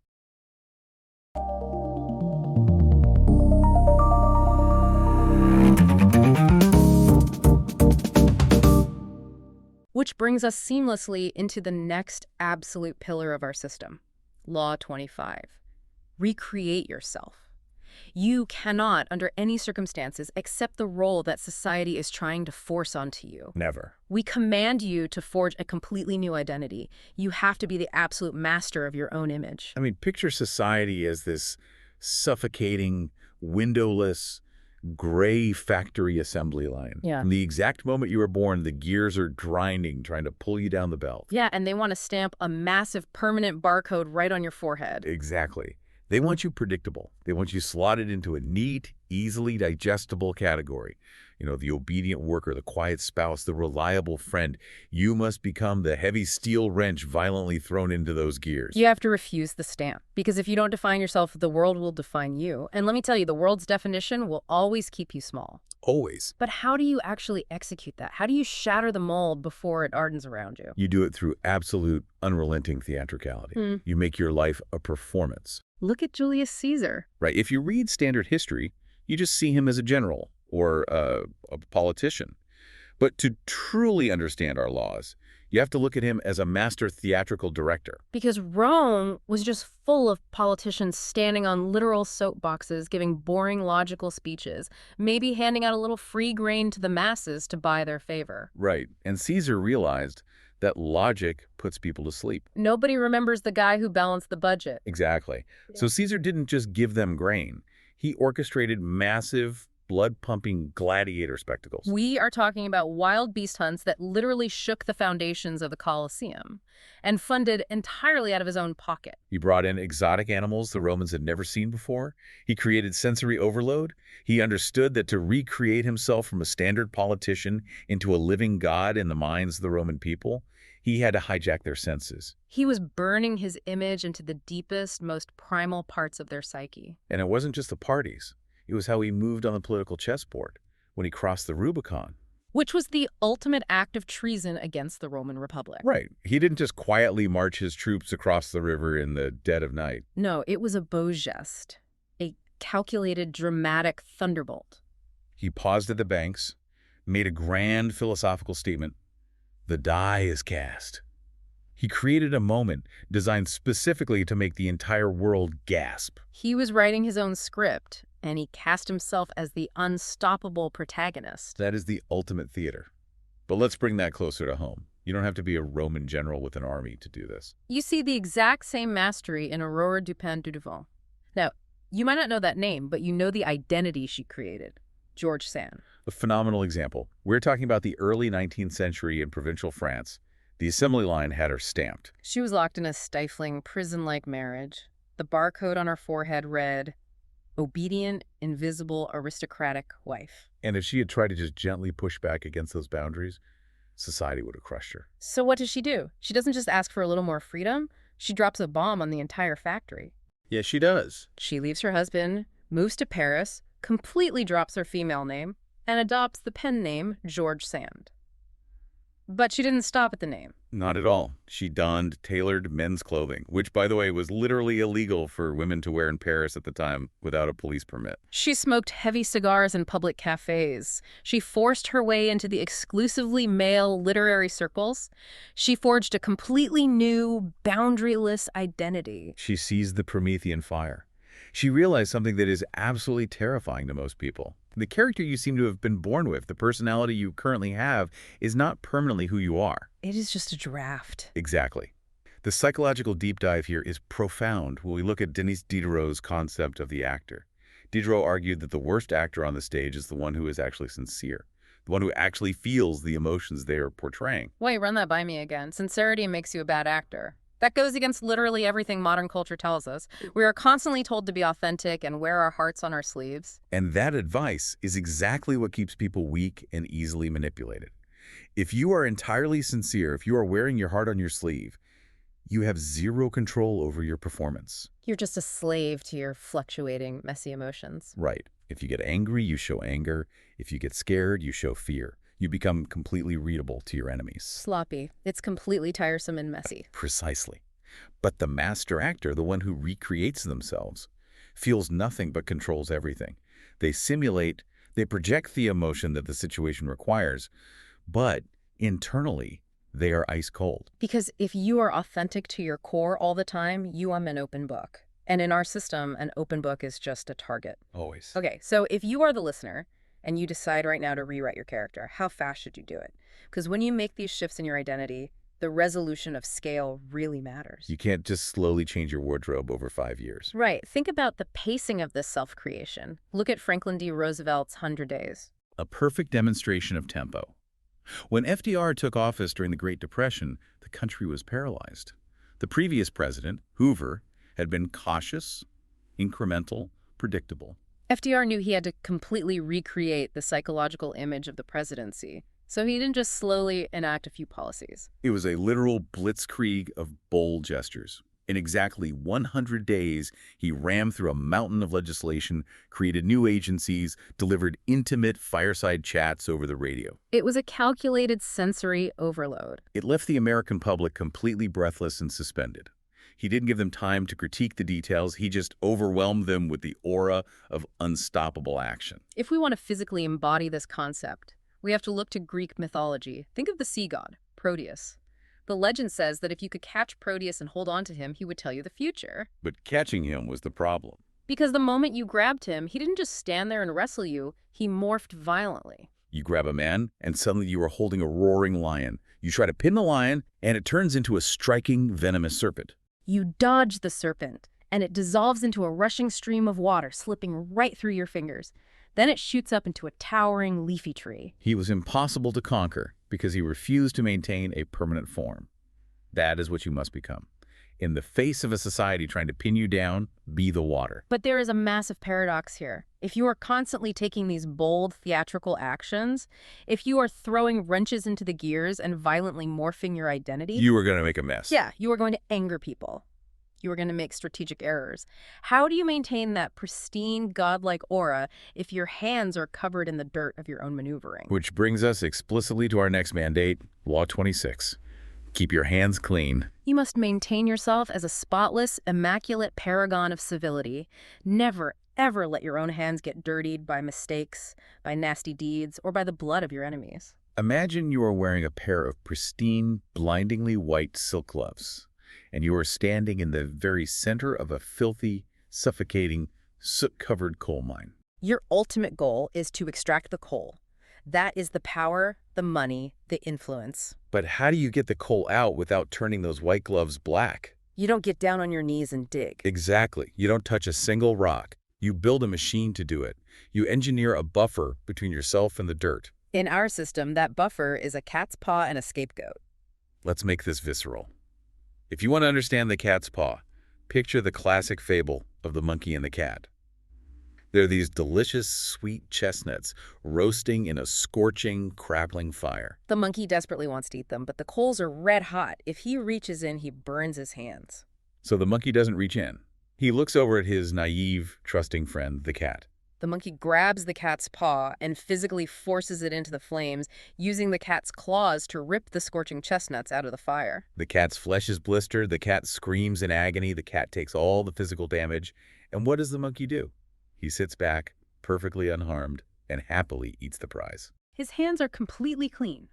It is deeply brutal, but strategically, it is genius. And if you want to see this executed not just in a fable, but on a massive, cinematic, life-or-death scale, look at the great Chinese strategist Zhuge Liang. The context here is critical. We are in the middle of a massive war.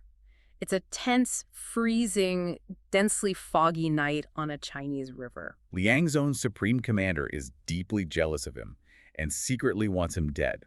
So the commander sets an impossible, fatal trap. He orders Liang to produce 100,000 arrows in 3 days, or face execution for treason. It's a death sentence. There's no physical way to chop the wood, forge the arrowheads, and fletch 100,000 arrows in 3 days. He is trapped. But Liang doesn't panic. He doesn't start sweating and setting up an assembly line to whittle wood. He realizes he needs a cat's paw. And his genius is that he uses the enemy army as his cat's paw. He takes a dozen small boats, lashes massive thick bundles of straw to their sides, and sends them floating silently down the misty river, directly toward the massive enemy encampment. The enemy guards are staring out into the freezing fog. Suddenly, they see these shadowy hulks emerging from the mist. They completely panic. They think it's a massive surprise naval ambush. So they react exactly how Liang wants them to. They unleash a relentless, torrential shower of arrows at the boats. The thud, thud, thud into the thick straw. For hours, the arrows rain down from the sky, embedding themselves harmlessly into the bundles. Once the enemy is exhausted, Liang's men simply turn the boats around, sail back up the river, and Liang literally harvests the arrows from the straw. It gives me chills. Pure, effortless genius. He extracted 100,000 lethal weapons without lifting a single hammer or forging a single piece of iron. The enemy did all the grueling labor for him. If we take that historical masterpiece and extrapolate it to modern corporate or political leadership, it fundamentally rewrites the rules. We are constantly fed this romanticized lie that the best leader is the one who works their fingers to the bone, the one who's down in the trenches getting dirty with the team taking the hits. The servant leader myth. Yes. But in the realm of ultimate power, that leader looks weak. If you are constantly covered in the dirt of everyday mistakes, you look incompetent. You look like you are reacting to crises rather than controlling them. The true master sits back, immaculate, serene, and untouchable, while the cat's paws clear the field and take the burns. If a controversial policy needs to be enacted, you have an underling propose it. If it succeeds, you take the credit. If it fails, you fire the underling as a scapegoat. Your white gloves never get stained. Which brings us to the psychological void in every human being. Because to get people to act as your cat's paw, to get them to willingly take the burns for you, you have to understand what they are desperately missing. Law 27. Play on people's need to believe to create a cult-like following. This is perhaps the darkest and most powerful reality of human nature. Humans have a gaping, desperate void inside them. They are fundamentally terrified of the chaotic emptiness of existence. They want a cause. They want a messiah. Your mission is to step into that void and fill it. You must become the object of their worship. We're going to break this down into a 5-step dopaminergic sprint. If you want to build a cult of personality, whether that's an actual religious movement, a tech startup, or a rabid social media following, here is the rapid-fire blueprint. Step 1. Keep it vague, keep it simple. You offer hazy, massive promises mixed with absolute fiery enthusiasm. You promise revolution, you promise total transformation, you promise enlightenment. But you never, ever give them specific, logical details on how it works. Details invite logic. Logic invites questioning. You want their dopamine spiking, not their critical thinking. Step 2. Visual and sensual over intellectual. You must overwhelm their physical senses. Words are weak. Atmosphere is strong. Use exotic props, strange lighting, heavy incense, rhythmic music. You are deliberately bypassing the analytical prefrontal cortex and plugging straight into their primal emotional brainstem. Step 3. Borrow the forms of organized religion. You don't just have a casual group of fans, you have a strict hierarchy. You create rituals that they must perform. You assign holy-sounding titles to your top lieutenants. You give your followers a structured ladder to climb. When they achieve a new rank, they get a rush of validation, making them feel like they are actively achieving salvation. Step 4. Disguise your source of income. This is crucial. You must surround yourself with extreme, visible luxury. You need the mansions, the private jets, the gold. But you sell the illusion that this massive wealth manifests naturally from the pure truth of your teachings. You never admit that it comes from the donations and fees draining out of their own wallets. Your wealth becomes proof of your divinity. Step 5. The US versus them dynamic. This is the absolute glue. You invent a devious, shadowy enemy who is out to destroy your movement. It could be the establishment, the non-believers, or a specific rival. Nothing bonds a group of followers tighter than a shared manufactured paranoia. When they feel under attack, they cling to you as their only savior. Let's look at a historical masterclass in this exact 5-step sprint. Francesco Giuseppe Borri. We are in 17th century Europe. Borri was an alchemist, but he didn't just write boring scientific papers. He knew how to play the void. He claimed he had a blinding, miraculous vision of the Archangel Michael. He would set up his parlor in near darkness, sit across from wealthy aristocrats, stare deeply and unblinkingly into their souls, and claim he could read their spiritual potential. And what did he promise them? The ultimate vague, massive prize, the Philosopher's Stone. He promised he could literally turn base metals into unlimited gold and grant them immortality. He executed step 3 perfectly by creating a rigid 6-tier hierarchy for his followers. But here is the genius of step 4. He demanded that to prove their spiritual purity, they had to surrender all their worldly possessions to him. And they did it, willingly. They handed over their estates, their jewels, their cash. They funded his immense lavish wealth while he just stared into their eyes and fed them hazy, hypnotic promises. We cannot discuss this law without analyzing Franz Mesmer, the pioneer of animal magnetism in 18th century Paris. Mesmer didn't practice dry medicine. He created what he called societies of harmony. Imagine the scene. Pitch black rooms, heavy velvet drapes suffocating the light, eerie, pulsating music playing on a glass harmonica. In the center of the room is a massive wooden tub, the baquet, filled with magnetized water and protruding iron rods. The patients would grab the rods, hold hands in a circle, and wait. Mesmer would enter in a flowing lilac silk robe, waving a magnetic wand. The sensual overload was absolute. And what happened? It sparked group hysteria. One person would start twitching, then another would start weeping. It devolved into these pulsating, chaotic group orgies of emotional release. People were shrieking, fainting, claiming they were cured of lifelong diseases. He understood the terrifying power of the mob. When you put humans in a highly charged, tightly packed group setting, individual skepticism literally melts away. The critical mind cannot survive the emotional contagion of the crowd. The defining imagery here is the magnet. You are the unseen, humming magnetic force.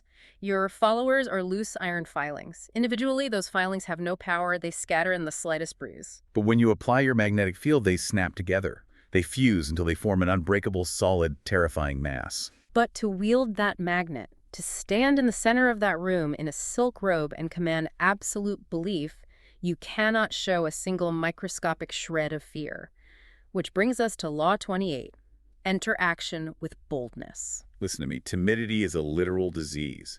If you are unsure of a move, do not act. Why? Because your hesitation will physically infect the execution. If you try to pull off a bold move but your voice shakes or your eyes dart around the room, everyone will smell the doubt. And once they smell doubt, the illusion collapses. But here's this critical caveat. Any mistake you make through audacity is instantly erased by more audacity. Let's use an anthropocentric translation to lock this into your brain.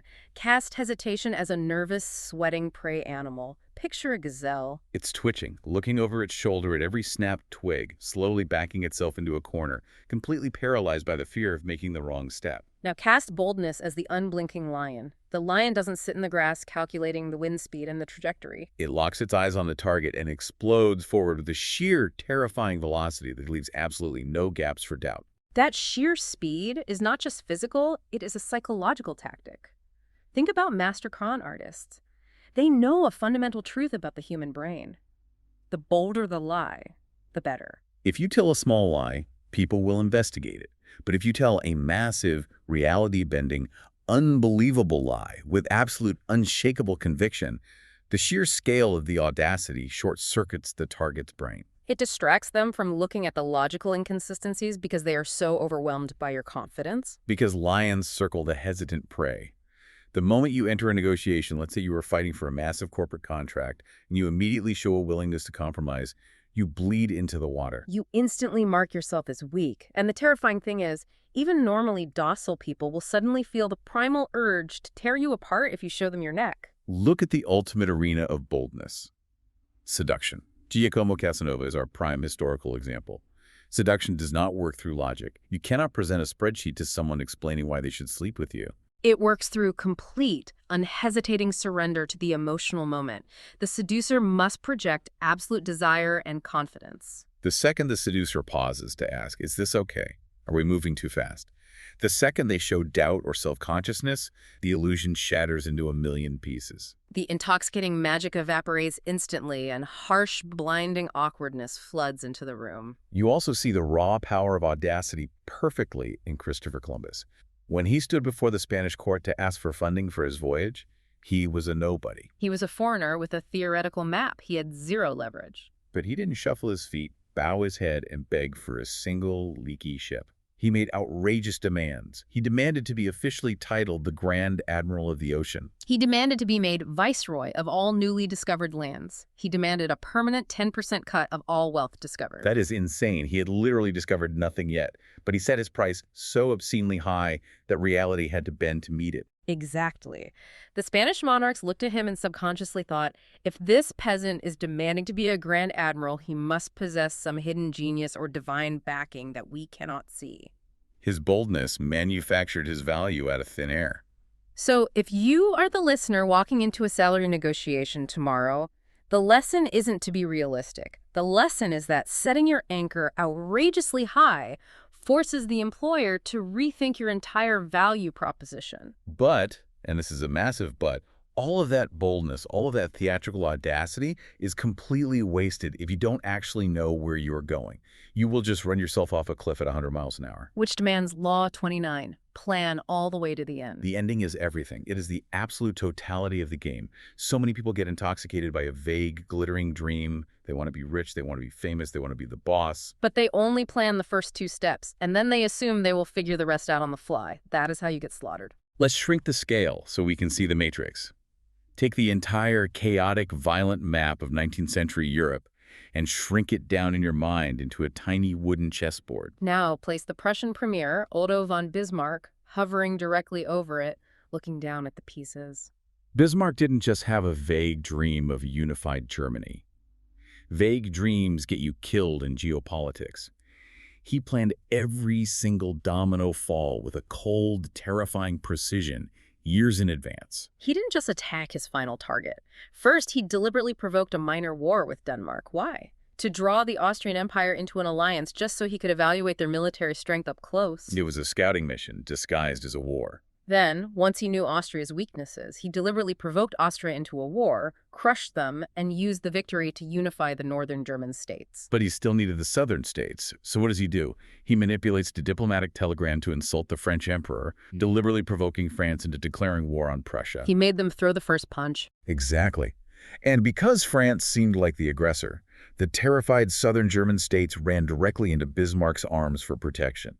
He defeated France, and the German Empire was unified. That here is the absolute crucial key to Law 29. He knew exactly when to stop. That is where almost everyone fails. They get drunk on the winning streak. Once Bismarck achieved the unified German Empire, the exact ending he planned years ago, he didn't keep conquering. His generals wanted to march on Paris, bring it down, maybe march on London. They were intoxicated by boldness. Bismarck said no. He locked down his gains, signed peace treaties, and spent the rest of his career maintaining the balance of power.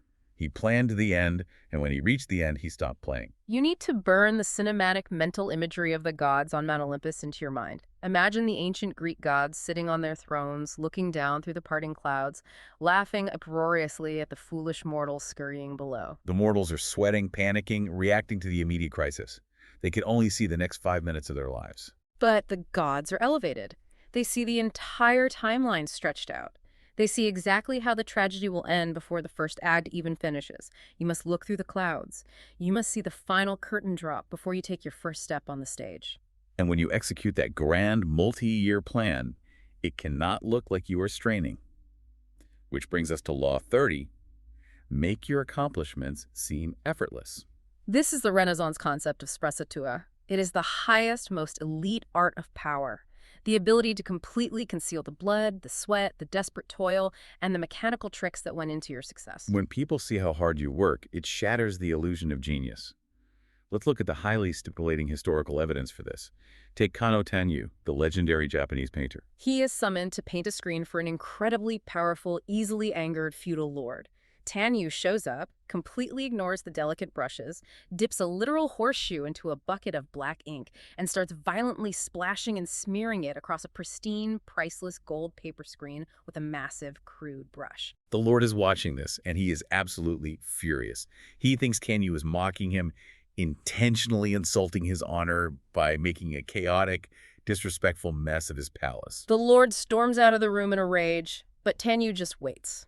Once the Lord is gone, Tanyu takes out a tiny, delicate brush. And with just a few masterful, completely hidden tweaks, he turns those violent horseshoe splashes into incredibly detailed anatomical crabs and the massive, chaotic smears into a breathtaking, serene landscape of swallows diving over willow trees.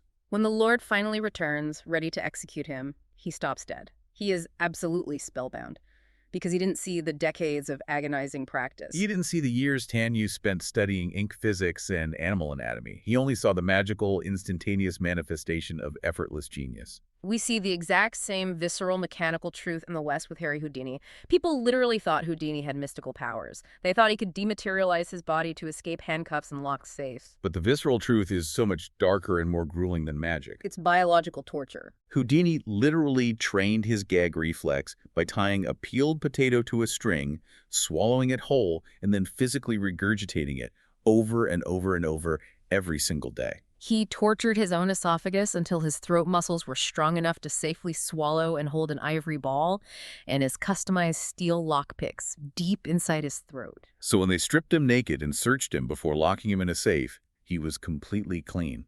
But the lockpicks were literally hanging inside his stomach. Exactly. His rivals, like the illusionist Clapini, were desperately trying to find the mystical secret. But to the audience, it looked like godlike effortlessness. Houdini completely concealed the agonizing, mechanical, bodily torture of his preparation. The visual analogy you must burn into your mind for Law 30 is the racehorse. Imagine you are sitting high up in the VIP grandstands, wearing a nice suit, drinking champagne, watching a champion racehorse thunder down the track. From that distance, the horse is a creature of floating, poetic grace. It looks like it is effortlessly flying over the dirt. But if you leave the grandstands and get down on the dirt track, right up close to that animal as it runs, the illusion of poetry vanishes instantly. Up close, that horse is a terrifying, laboring biological machine. You see the massive, flared nostrils gasping for air. You see the bulging, straining veins ready to burst. You see the violent, frothing sweat flying off its flanks, and you hear the desperate, ragged, labored breathing. Keep people in the grandstands. Never, ever let them get close enough to see the straining veins and the frothing sweat of your ambition. If they see how hard you are trying, they will realize you are just a mortal machine, not a god. Which naturally leads us to manipulating how they engage with you. If you keep them in the grandstands, you control their perception. Now you must control their actions. Law 31. Control the options. Get others to play with the cards you deal. The ultimate, most devastating psychological deception in the human arsenal is the illusion of free will. If you tell an enemy what to do, they will resist out of pure ego. You must force them onto the horns of a dilemma. where absolutely every choice they make bleeds them dry and feeds your power. They think they're choosing their fate, but you design the maze. Let's break down the tactical executions of this. Tactic 1. Color the choices. Remember Yellow Kid Wilde, the legendary early 20th century con artist? He wanted people to invest in his fraudulent schemes. But if he begged them, they would get suspicious. So he would send out a fake, exclusive financial newsletter to his marks. But the genius was in the design. He printed the entire newsletter in glaring, aggressive red ink. He didn't put a gun to their head and force them to invest. But that red color visually manufactured such a profound sense of extreme urgency, danger, and elite, fleeting exclusivity that the targets felt their heart rates spike. They felt they had to choose to give him their money before the secret vanished. He colored their perception so heavily that the rational option disappeared. Tactic 2. Force the resistor. This is brilliantly demonstrated by Dr. Milton H. Erickson's pioneering hypnotherapy techniques. Erickson would frequently get these highly resistant, defiant, stubborn patients. Subconsciously, they wanted to fail therapy just to prove to themselves that they were smarter than the famous doctor. If Erickson told them to relax and get better, they would deliberately stay tense. So what does Erickson do? He completely flips the board. He doesn't fight their resistance. He orders them to deliberately have a relapse. He commands them to feel terrible, to hold on to their anxiety as tightly as possible. Checkmate. He puts them in an inescapable psychological box. If they rebel against his command, they have to relax and get better, which cures them. If they obey his command and stay anxious, they are actively following his protocol, which means he controls them and can guide them to the next step. They choose to defy the doctor by getting cured. Both exits lead to his victory. Tactic 3. Brothers in crime.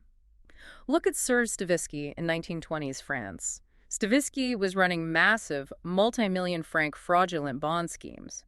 But he knew the police would eventually catch on. So he didn't just hide his crimes. He actively, deliberately entangled top French government officials, cabinet ministers, and police inspectors in his swindles. He gave them cuts. He had them sign documents. He made them deeply complicit. He built a trap for the state. When the fraud finally came to light, he gave the government a brutal choice. Prosecute me and expose your own massive corruption, tearing down your own political regime in a massive scandal, or choose to look the other way and let me keep stealing. He forced them to protect him to protect themselves. The imagery for this law is the horns the bull. You back your opponent into a tight corner, the bull lowers its massive head. If the opponent dodges to the left, they get gored through the stomach by the left horn. If they dodge to the right, they get gored by the right horn. There is absolutely no escape, only the pathetic illusion that they got to choose which horn pierced them. And while you are ruthlessly limiting their reality and boxing them in, you must simultaneously expand their dreams. Law 32. Play to people's fantasies. You have to understand that the unvarnished truth of daily life is ugly. It is mundane, it is exhausting, and it is profoundly depressing. People are working jobs, they hate to pay bills they can't afford. You must never, ever promise gradual improvement through hard work. Nobody wants to hear that it will take 10 years of painful sacrifice to get a 5% return. You must promise the sudden, explosive, blinding pot of gold. You promise the magic pill, the instant wealth, the sweeping romance.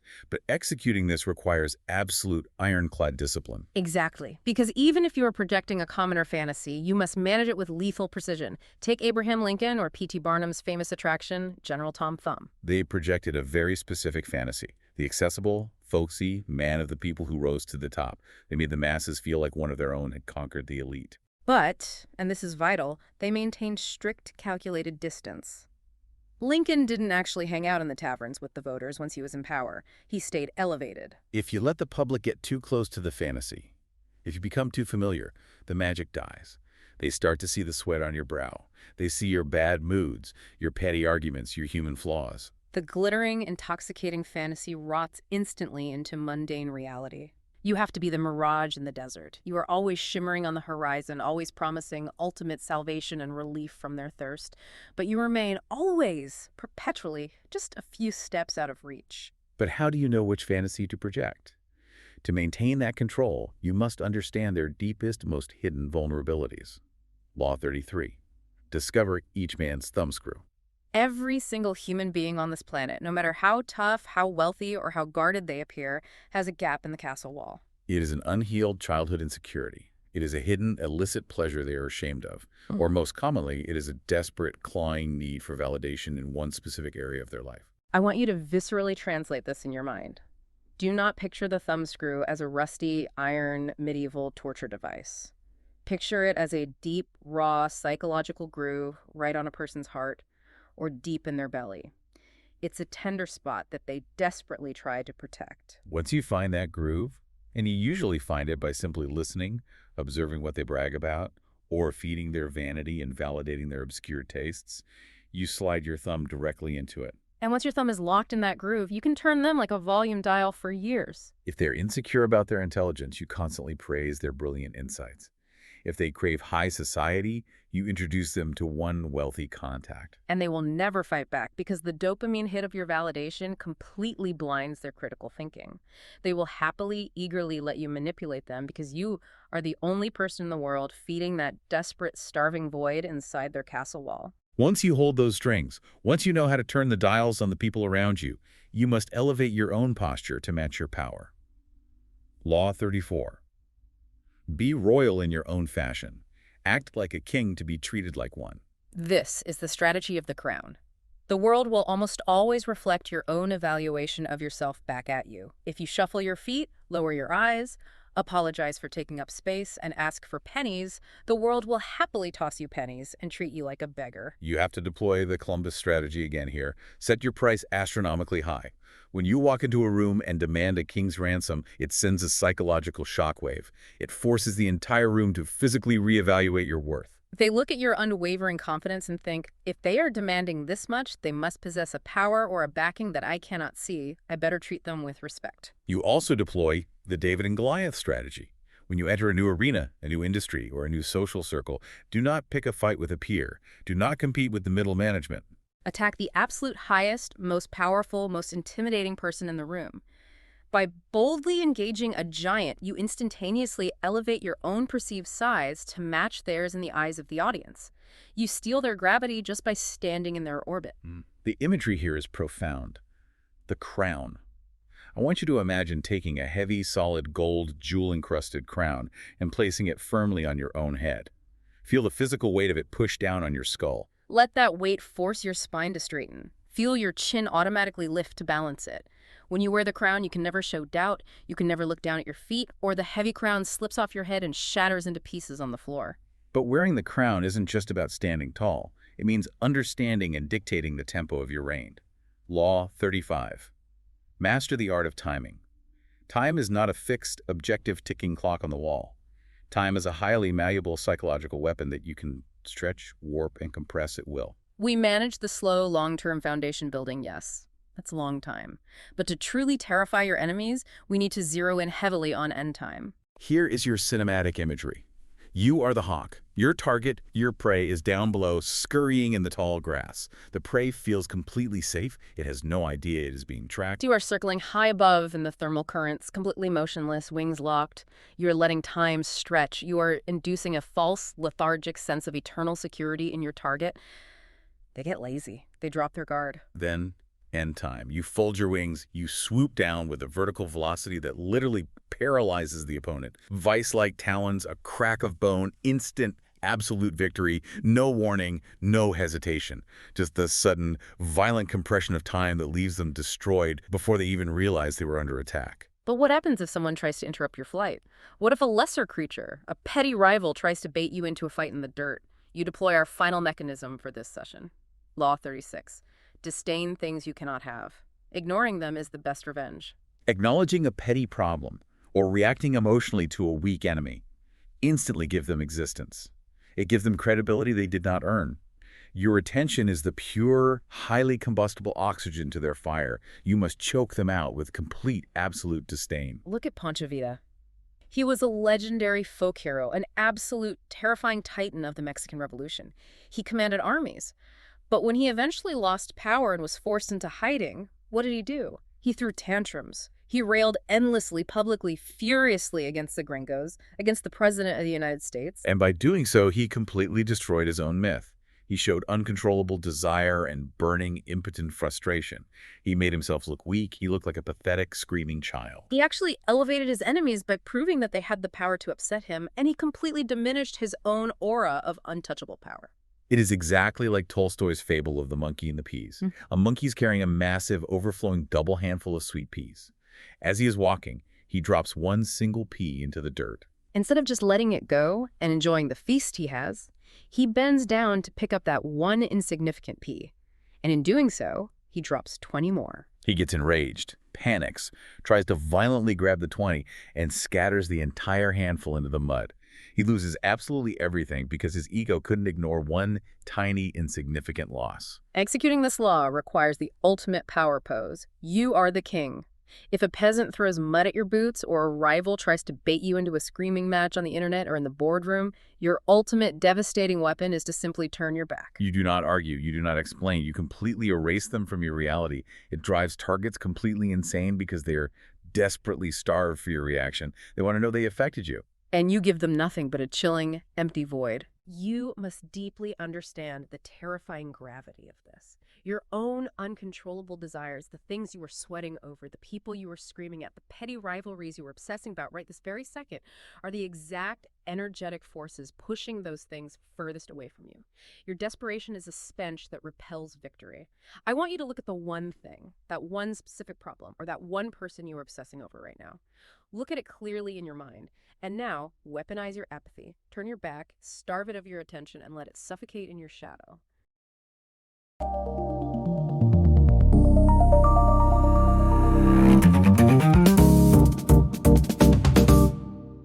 All right, we are dropping right into the deep end today. Welcome to a special high-velocity deep dive into the absolute climax of the mechanics of power. We're completely bypassing the basics, skipping the introductory preamble, and just launching straight into a highly stimulating exploration of the ultimate master-level strategies. Yeah, there's no warm-up today. We are going straight to the apex. Exactly. Our mission today is to decode these final strategies, starting exactly at Law 37 and sprinting all the way to the absolute culmination, which is Law 48. And you, listening to this right now, you are sitting right here with us. You're the third person at this table. And I want you to picture this deep dive as a cinematic, high-stimulation mental landscape. We aren't just reading historical rules today. You are going to literally see empires rise, watch con artists weave their webs, and observe the hidden psychological frameworks that govern human behavior in fast forward. And that's exactly the right framework for this. Because by the time you reach these final stages in the material, the game of power is no longer about, simple ambition or brute force. It's not about basic maneuvering anymore. It becomes deeply psychological. It becomes highly theatrical, almost elemental, really. Yeah, it's a completely different arena. Totally. We're going to break down the historical blueprints of kings, generals, revolutionaries, and extract the precise mechanisms they use to literally bend reality to their will. But more importantly, we're going to translate those grand historical maneuvers into the reality you face every single day, whether you're navigating a complex corporate hierarchy or just trying to maintain your own independence in a really noisy world. I want you to picture this deep dive as a total intellectual immersion. We're going to take concepts that could easily sound like dry textbook theory and translate them into visceral realities you can touch and feel. Okay, let's unpack this. Starting right now with Law 37. Create compelling spectacles. The core concept anchoring Law 37 is a fundamental truth about human neurology, which is that the visual completely short-circuits the rational brain. Words can be debated. Words inherently invite counter-arguments, right? Skepticism, intellectual friction. Because when you're talking, people are just waiting for their turn to talk back. Exactly. But a striking visual image, it bypasses the intellect entirely. It's absorbed instantly by the emotional centers of the brain. To really grasp the raw power of this, we have to travel back to 18th century Germany and look at a man famously known as the Moon Doctor of Berlin. Oh man, this guy. Right. His real name was Dr. Weisslitter, but the title doctor was a complete fabrication. He possessed no medical degrees, he prescribed 0 pills, he didn't use a single medical instrument. Think about the sheer audacity of this man. I want you to step into the scene. Just visualize this. It's a dark, cavernous, wooden beer hall in Berlin. The air is thick, smelling of old ale and damp earth. The room is mostly swallowed in shadows. And the patients, Hundreds of them, desperate, sick with incurable ailments, looking for any shred of hope. They're crowded shoulder to shoulder in this They're space. terrified and they want a miracle. Right. And they aren't greeted by a rational man in a white coat holding a stethoscope explaining, nuanced diagnoses. Instead, they look up and see this massive, imposing stairway leading up toward a single large window. And streaming through that window is pure, bright, piercing moonlight. And there Weisliter would stand at the very top of those stairs, bathed entirely in the silver light of the moon. He didn't give lengthy rational lectures on anatomy. If he had tried to use words, he would have been exposed as a fraud instantly. Because he didn't actually know anything. Exactly. Instead, he simply exposed his patients to the moon's rays. He created a spectacle so arresting, so deeply emotionally resonant, that it completely overrode their rational skepticism. The moonlight itself became the medicine. And the truly astonishing part, people claimed to be cured. The sheer magnetic, psychological pull of the spectacle did the heavy lifting that 1,000 hours of rational persuasion could never, ever achieve. I love how we can visualize this dynamic as a literal battle between two distinct characters. Imagine the concept of words as a team of bumbling, exhausted, highly argumentative lawyers. They're sweating in cheap suits, dropping their briefcases, papers flying everywhere, constantly yelling, "Objection!" But consider this nuance. They're exhausting to listen to. So exhausting. And they immediately make you want to argue back. Now picture the visual. The visual is a majestic, silent king. He sits on a massive throne, wearing heavy robes of gold and crimson. He doesn't speak a single syllable. He doesn't need to explain himself. He just raises one hand, and the entire room falls to its knees in absolute, unquestioning obedience. That is the fundamental difference in leverage. That is a perfect anthropocentric translation of this dynamic. The silent king commands because he occupies space, rather than negotiating for it. If you want a grand historical anchor for that silent king, look no further than Louis XIV of France. He literally branded himself as the Sun King. He didn't just tell people he was the center of the state. He built the magnificent Palace of Versailles to be the literal, physical center of his universe, with all the nobility forced to revolve around him in a highly choreographed daily spectacle. Exactly like planets orbiting a sun. Precisely. Or consider the Emperor Constantine. He didn't unite and convert the fractured Roman Empire to Christianity through complex, dry theological debates about the nature of the Trinity. That would have taken centuries. Instead, he claimed to look up at the sky before a massive battle and see a colossal, radiant cross superimposed directly over the sun. That single, blinding visual of the cross and the sun merging was enough to shift the entire trajectory of Western civilization. And we see this today, right? We see modern equivalents everywhere. Think about the most successful product launches in modern tech history. They don't just hand you a spreadsheet of technical specifications and gigahertz speeds. They put a singular, charismatic figure on a dark stage, and they pull a revolutionary laptop out of a standard manila office envelope. It's pure theater. The visual of the thin envelope instantly communicates lightweight and revolutionary before a single word of copy is ever read. What's fascinating here is how the spectacle completely disarms the critical faculties. When you are watching a spectacle, you are entertained. When you are entertained, your guard drops. You aren't analyzing, you are experiencing. Which brings us perfectly to the other side of the coin. If Law 37 is about standing out visually to awe the masses, Law 38 is about how standing out intellectually can completely destroy you. It is the ultimate camouflage suit for your mind. Law 38. Think as you like, but behave like others. This is a crucial pivot in the architecture of power. While you want to create spectacles to captivate people, you must be incredibly careful never to flaunt unorthodox ideas, unconventional values, or bizarre personal behavior just to show the world how unique and special you are. Right, because people hate that. They despise it. If you make a loud public show of going against the times, the masses will not admire your originality. Yeah. They will not think you are a brilliant free thinker. They will think you look down on them. They will feel judged and inferior, and human beings, driven by their own insecurities, will always find a ruthless way to punish anyone who makes them feel inferior. So the overarching strategy is, think with the few, but speak with the many. You wear the conventional clothes of your industry. You smile at the conventional jokes in the workroom. You participate in the daily, mundane rituals of your workplace or your society. You blend in so perfectly that you become the gray man in the crowd.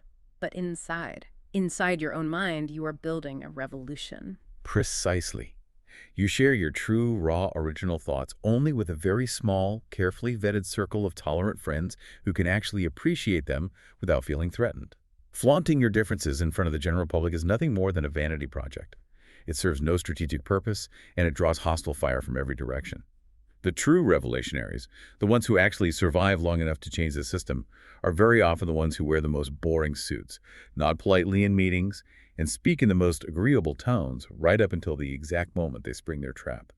Blending in is the necessary armor that protects your dangerous ideas while they're still gestating. Now, let me play devil's advocate here for a second, because I know you, listening, might be thinking this right now. Doesn't this make you a complete sellout?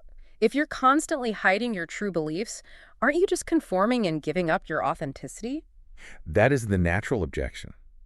But it fundamentally misunderstands the difference between submission and infiltration. Conforming because you are too afraid to have your own thoughts is cowardice. Conforming strategically because you realize that broadcasting your thoughts will get you destroyed before you have the power to implement them is brilliance. It's a survival tactic. Exactly. Think about navigating a highly rigid corporate culture or surviving the hyperpolarized spaces of modern social media. If you walk into a legacy institution and immediately start shouting about how all their foundational beliefs are wrong, you won't change their minds. You will simply be fired. You will be ejected from the organism like a virus. But if you speak their language, respect their customs, and quietly rise to a position of unassailable authority, then you have the leverage to actually rewrite the rules. It's the ultimate stealth bomber strategy. You fly completely under the radar by designing your exterior to look exactly like a harmless commercial airliner. The payload is hidden until it's time to drop it. Now, as we transition into Section 2, we're moving from protecting your ideas to protecting your own emotional core. Let's look at emotional mechanics and the hidden trap, starting with Law 39, stir up waters to catch fish. If blending in protects your intellectual vulnerabilities, Law 39 protects your psychological vulnerabilities. The absolute foundation here is the understanding that anger is not strength. Anger is a massive gaping leak in your armor. It is a strategic vulnerability. You must maintain your cool, objective detachment at all times. But more importantly, you must learn the mechanics of how to make your enemies lose theirs. I want you to visualize this.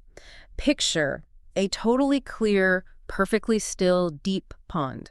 The water is like glass. You can see straight down to the rocky bottom. The fish, representing your enemies, your competitors, or whoever is actively opposing you, they're resting comfortably deep down in the cool, safe water. They have total visibility. They have options. But suddenly, you take a massive, heavy stick and you start violently stirring the water. You churn up the thick mud from the bottom. Yes. The water turns cloudy, chaotic, and dark.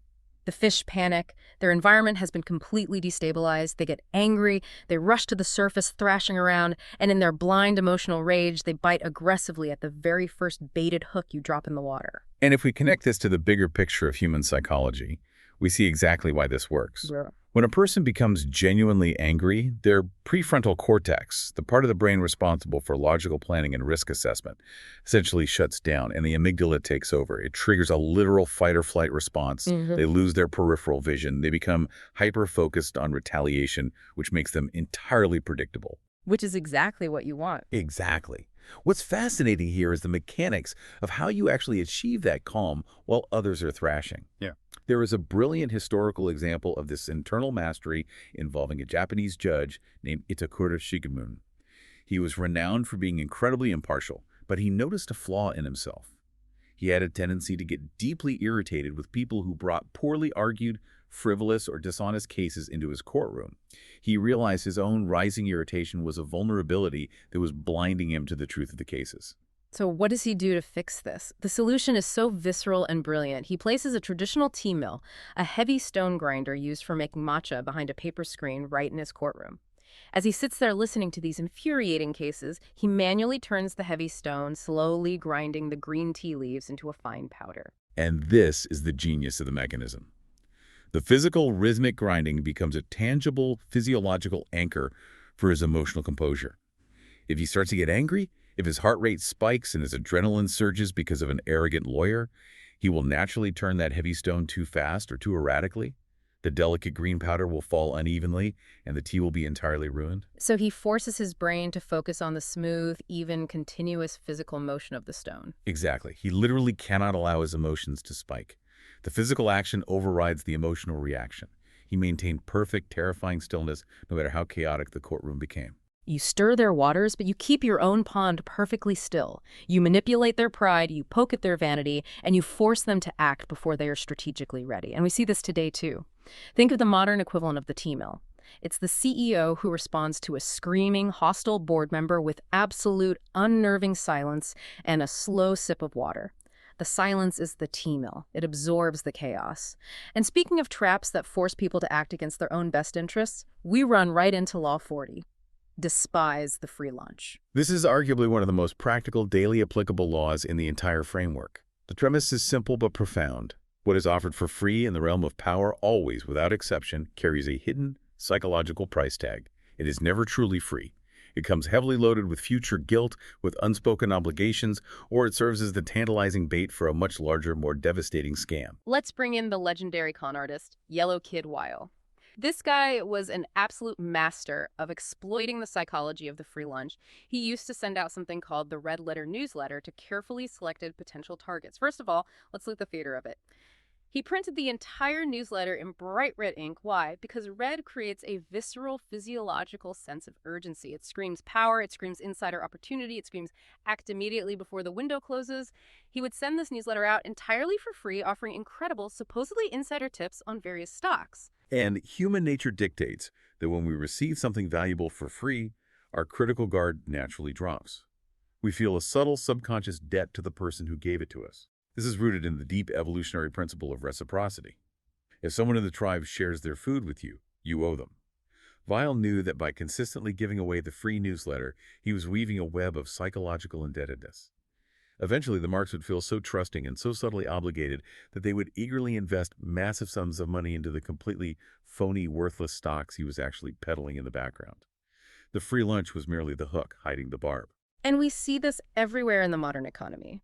Think about freemium software models, where the product is free, but you are paying with your personal data and privacy. Or think about the vendor who takes you out to a lavish, expensive steak dinner completely on the house. You didn't pay for the steak, but when it comes time to renew the vendor contract next month, you are going to feel a profound psychological pressure to sign with them. So the takeaway for you listening right now is that by insisting on paying full price, you are actively buying a psychological shield. You protect your most valuable asset, your independence. You owe no favors. You carry no guilt. You are completely free to maneuver and negotiate without emotional baggage. Exactly. When you pay for something, you remain in absolute control of the transaction. You dictate the terms. When you accept it for free, the other person controls the dynamic. They hold a quiet, invisible leash on your future decisions. Let's shift gears now into Section 3. Slaying the past and precision strikes. We are moving from the realm of defense into the realm of establishment. Let's look at Law 41. Avoid stepping into a great man's shoes. The core concept here deals heavily with legacy and the immense burden of succession. If you succeed a truly great visionary leader, or if you happen to be the child of a famously successful parent, you are walking into a predefined trap. The world will inevitably automatically compare you to them. To even be considered a baseline equal in the eyes of the public, you will have to accomplish double what they achieved. If you try to build on their exact foundation using their exact methods, you will be forever trapped in their shadow, viewed merely as an administrator rather than a creator. You literally have to slay the past. Look at the ultimate historical example, Alexander the Great. His father, Philip of Macedon, was an incredibly successful king and a brilliant military commander who conquered and united Greece. When Philip died, Alexander didn't just try to be Philip 2.0. He didn't just try to govern the Greek territories a little more efficiently. He completely rejected his father's cautious, localized legacy. He realized that to be a god, he had to eclipse a king. So he turned his army east and conquered the entire known world all the way to India. He created a completely new, staggering scale of success that entirely obliterated his father's shadow. We can see a more modern bureaucratic resolution of this exact same dynamic with General Douglas MacArthur. During World War II, MacArthur takes command of the Allied forces in the Southwest Pacific, stationed in the Philippines. He walks into his new grand headquarters, and a very well-meaning, diligent assistant hands him a thick, heavily bound book. The assistant proudly explains that this book contains all the precedents, the rules, the established strategies, the exact bureaucratic methods that had worked for all the previous highly respected commanders who had sat in that very chair. I can just see the scene so vividly. Picture MacArthur with his iconic corncob pipe, Looking down at this heavy, dusty book of rules, he looks at the assistant and asks, "How many copies of this book exist?" The assistant, probably thinking he's about to be praised for his thoroughness, says, "6, sir." And MacArthur looks him dead in the eye and says, "Burn them all." The physical burning of those books is such a profound psychological statement. It represents the utter destruction of the cookie-cutter approach to leadership. MacArthur knew that if he relied on what worked yesterday, he would fail tomorrow. You cannot fight a dynamic, rapidly evolving global war using the rigid, predictable footprints of dead men. You have to establish your own name, your own identity, and your own era by charting a completely new course. If you look at the corporate world today, you see the exact same thing when a new CEO takes over from a legendary founder. If they try to act exactly like the founder, they're seen as a weak imitation. The successful ones, think Tim Cook stepping in after Steve Jobs, pivoted the company's focus entirely. Jobs was about product visionary magic. Cook made it about unparalleled operational and supply chain dominance. He burned the book of precedents and wrote his own. You have to clear the brush completely to build your own house. Now let's talk about how to deal with the enemies trying to burn your new house down. Let's untack Law 42. Strike the shepherd and the sheep will scatter. This law addresses a fundamental illusion in how we perceive threats. Very often, when we are facing a hostile group, a difficult department at work, or a toxic social circle, it feels like we are fighting a massive, many-headed monster. We exhaust ourselves trying to battle every single person, putting out minor fires everywhere, arguing with endless subordinates. But power simply doesn't work like that. Power is almost always highly concentrated. Picture that chaotic, screaming, many-headed hydra. If you try to chop off every single head, you will run out of energy, drop your sword, and die of exhaustion. But if you look closely past the chaos, you will see that all those snapping heads are connected to one single beating heart, hidden in the center. Instead of fighting the heads, you take one razor-sharp spear and you pierce the heart. Or, to use the imagery directly from the title, picture a massive flock of fatted sheep. They are guarded by fierce, vicious dogs. If you want the sheep, don't waste your time, your energy, and your blood fighting the guard dogs. You just find the shepherd, the one guy standing on the hill whistling the commands, and you lure him away. Without the shepherd's instructions, the dogs lose their direction, they panic, and the sheep completely scatter. Now, you might think this sounds incredibly dangerous. If you isolate the leader of a group, don't you run the massive risk of making them a martyr? Won't the sheep just rally around the fallen shepherd and become even more hostile toward you? That is exactly the pushback I was going to give. Doesn't that just inflame the whole group? It does if you execute the strike poorly. Striking the shepherd does not necessarily mean launching a massive, public, bloody attack that engenders sympathy. It often means quiet, clinical isolation. You don't necessarily fire the toxic leader. You transfer them to a completely different department with a nice title but zero influence. You break their physical lines of communication with their followers. Even in modern, supposedly democratized groups, whether it's a corporate board, a political committee, or a neighborhood association, power still operates on the fundamental laws of gravity. It orbits around one or two key, charismatic personalities, exactly like planets orbiting a sun. They are the stirrers. They are the ones quietly poisoning the goodwill in the break room.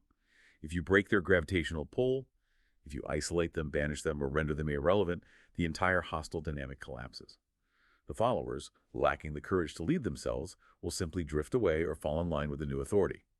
Find the center of gravity and surgically remove it. Okay, let's transition smoothly here, because we are moving from striking enemies to the much more complex art of seducing them. Section 4. The art of psychological infiltration. We are diving deep into Law 43. Work on the hearts and minds of others. The foundational truth here is that seduction is always invariably more powerful than coercion. If you try to force people to do what you want, if you rely purely on your title or your authority, you breed deep, lasting toxic resentment. They might comply temporarily out of fear of losing their jobs or their status, but the very moment you turn your back, they will sabotage you. They will work exactly to the rule and no further. Coercion creates a room full of hidden enemies. Seduction, however, creates loyal pawns who actually want to execute your will because they believe it aligns with their own. Here is the visceral analogy that perfectly captures this. Think of a person's natural resistance to you as a massive, thick stone wall. If you use force, if you argue with them, if you threaten them, if you demand compliance, you are simply slamming your own shoulder against the solid stone. You are going to break your own bones, and the wall won't move an inch. In fact, human nature dictates they will probably just build the wall higher and thicker. But every single wall, no matter how imposing, has a psychological keyhole. And that keyhole represents their individual, hidden desires, their unacknowledged childhood fears, their vanities, and their deepest self-interest. Your job as a strategist is not to batter down the wall. Your job is to step back, observe them incredibly closely, map their psychology, and forge a custom key that slips perfectly silently into that exact lock. Here's where it gets really interesting. Look at the historical masterclass of this. T.E. Lawrence, famously known as Lawrence of Arabia. He was a British military officer tasked with trying to unite fiercely independent, often warring Arab tribes against the massive Ottoman Empire during World War I. Now, if he had ridden into the desert in his crisp British uniform and tried to command them with the rigid authority of the British crown, they would have laughed at him or killed him. Instead, he completely immersed himself in their culture. He wore their clothes, he learned the intricate nuances of their dialects, he respected their customs. He realized, as he famously wrote, that his true kingdoms lay in each man's mind. He didn't order them to fight for Britain. He worked on their deep historical pride, their burning desire for freedom from the Turks, their ancient rivalries. He seduced their minds by aligning his goals with their deepest desires, and as a result, they willingly follow him into the brutal desert to wage war. It is the ultimate form of leading without authority, which is a massive skill in modern matrix organizations, where you often have to manage people who don't directly report to you. And seducing the mind often requires manipulating what the mind actually sees and perceives. Which brings us to perhaps the most complex, dazzling, and psychologically intricate law of them all. Law 44. Disarm and infuriate with the mirror effect. We are going to take our time and do a full breakdown of the four mirrors, because this is where the source material gets intensely practical. The core concept to remember is that mirrors perfectly reflect reality, which makes us trust them instinctively. We believe what we see in the mirror. But because of that implicit trust, mirrors are actually the ultimate tools for deception and psychological warfare. Let's start with mirror number one, the neutralizing effect. This is best understood through the myth of the shield of Perseus. In Greek mythology, the Gorgon Medusa is a terrifying monster with living snakes for hair, and if you look directly at her face, you are instantly turned to solid stone. No warrior can defeat her because no one can look at her. Perseus solves this by polishing his bronze shield until it is a perfect, flawless mirror. He walks backward into her lair, looking only at the reflection in the shield. Medusa looks into the shield, is blinded and paralyzed by her own hideous reflection, and Perseus easily reaches back and cuts off her head. In the mechanics of power, the neutralizing effect means you do exactly what your enemies do. You perfectly mimic their aggressive moves. If they launch a smear campaign, you launch an identical one. They cannot see your true underlying strategy because they are completely blinded and frustrated by the exact reflection of their own actions. It freezes them in place and completely neutralizes their attacks. Moving to mirror number two, the narcissus effect. This is purely about psychological seduction. This isn't about mocking an enemy. This is about enchanting a target. You listen so closely to a person, observing their micro-expressions, and you reflect back their innermost feelings, their hidden tastes, their unvoiced opinions, so perfectly that they fall into a hypnotic trance of self-love. You don't bring your own personality into the interaction. You become the perfect, sympathetic reflection of their soul, and because everyone is deeply in love with themselves on some level, they become entirely devoted to you. It's the ultimate form of active listening weaponized. Then we have mirror number 3, which is similar but far more subtle. The courtier's mirror. This is about reflecting desires without ever speaking a word. There's a beautiful story about Sen no Rikyu, the legendary Japanese tea master. He was walking in a garden with a very powerful, dangerous lord. Rikyu noticed the lord staring with hidden, unspoken longing at a specific, rare, beautiful flower, the rose of Sharon. Rikyu didn't say a word, he didn't point it out. But the very next day, when the Lord arrived at Rikyu's tea house for a ceremony, the entire room was stark and empty except for a single, perfectly placed rose of Sharon in a vase. Rikyu reflected the Lord's hidden desire back to him flawlessly without speaking. It is an intoxicating, elegant form of flattery that shows you see into their soul. And finally, mirror number 4, the deception mirror. This is where you create a perfect, flawless simulation of reality to trap a sucker. Our old friend, Yellow Kid Wild, the con artist, was the undisputed master of this. If he was running a scam that required the target to believe he owned a bank, He didn't just print some fake checks on nice paper. He would rent out a massive, expensive commercial building. He would fill it with dozens of actors playing busy tellers, fake armed security guards, stacks of highly realistic fake money, and heavy, real mahogany desks. He created a physical mirror image of a real bank that was so exhaustively detailed, so perfect in its simulation, that the target's brain simply accepted it as objective reality. They confidently walked right into the mirror, and he robbed them blind. When you master and combine those four mirrors, neutralizing aggression, seducing the ego, reflecting unspoken desires, and simulating reality, you become practically invisible and incredibly dangerous. But all this intricate manipulation requires absolute perfection in your timing and your pacing. You can't rush the mirror. Which leads us naturally into Section 5, the pacing of power. We are looking at the delicate balance of change, flaws, and breaks, starting with Law 45. Preach the need for change, but never reform too much at once. This is such a fascinating paradox of human nature. We all love to talk about change. We post inspirational quotes about innovation, disruption, and paradigm shifts. Abstractly, intellectually, we crave the idea of change. But practically, viscerally, humans are absolutely terrified of actual structural change. It disrupts our daily routines, it voids our hard-won expertise, and it makes us feel profoundly, existentially unsafe. The best analogy here to truly understand this psychology is a house cat. Think about how a cat navigates its world. A cat deeply loves the warmth of the familiar. It has its exact spot on the rug where the sun hits at 2 p.m. It has its specific feeding time. It patrols the exact same perimeter of the house every single day. The routine is its safety. Now try picking up that comfortable cat and dropping it in a completely new house with new smells, new furniture, and new lighting. It doesn't explore excitedly. It becomes a psychotic, unmanageable terror. It will hide under the bed for a week, hissing at everything. Humans, especially in large organizational structures, are exactly the same. If you come into a new position of power and immediately start moving all the furniture, changing legacy protocols, firing veterans, radically disrupting the corporate culture in the name of innovation, you'll face an unmanageable, deeply emotional revolt. So, what is the master strategy? You introduce radical, necessary new ideas, but you cloak them entirely in the heavy, comforting velvet of past rituals. Look at King Henry VIII and his brilliant minister, Thomas Cromwell. They pulled off arguably one of the greatest, most volatile societal disruptions in European history, breaking the entire nation of England away from the immense power of the Catholic Church to form the Church of England, primarily so Henry could secure a divorce and a male heir. If Henry and Cromwell had simply stood on a balcony and announced, "We're entirely destroying Catholicism tomorrow, all the saints are fake, and the Pope is an enemy," there would have been a massive, bloody civil war instantly. The people would have revolted. Instead, Cromwell orchestrated a massive, gradual, deeply deceptive shift to Protestantism over decades. They kept the local priests in place. They kept many of the comforting physical rituals. They kept the familiar, grand architecture of the Mass. They fundamentally changed the underlying power structure and the flow of money, but they made the day-to-day experience feel like a gentle, natural evolution rather than a traumatic revolution.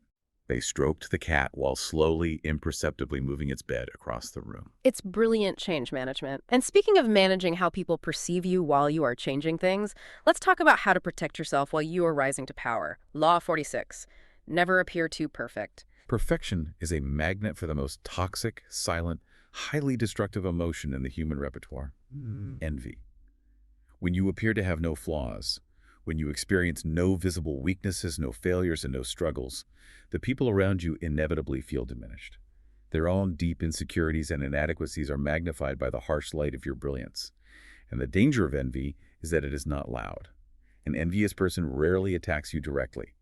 Envy is a creeping, strangling weed that quietly wraps around your ankles in the dark, waiting for the perfect moment to trip you. So to survive, you have to deliberately wave a red cape before the horns of envy to distract it. You have to manufacture a harmless defect. You intentionally admit to a minor relatable vice. You spill a little coffee on your shirt before a big presentation. You let people see you struggle with something trivial, like struggling to fix the office printer. You give people something small to feel superior about, which deflates their envy of your actual massive success. Look at the Renaissance master Michelangelo. When he was commissioned by the Pope to paint the ceiling of the Sistine Chapel, he knew that his bitter rival, the architect Bramante, was consumed with a toxic envy. Bramante had actually pushed the Pope to give Michelangelo the painting job, secretly hoping that Michelangelo, who considered himself a sculptor, would fail miserably at fresco painting and be publicly humiliated.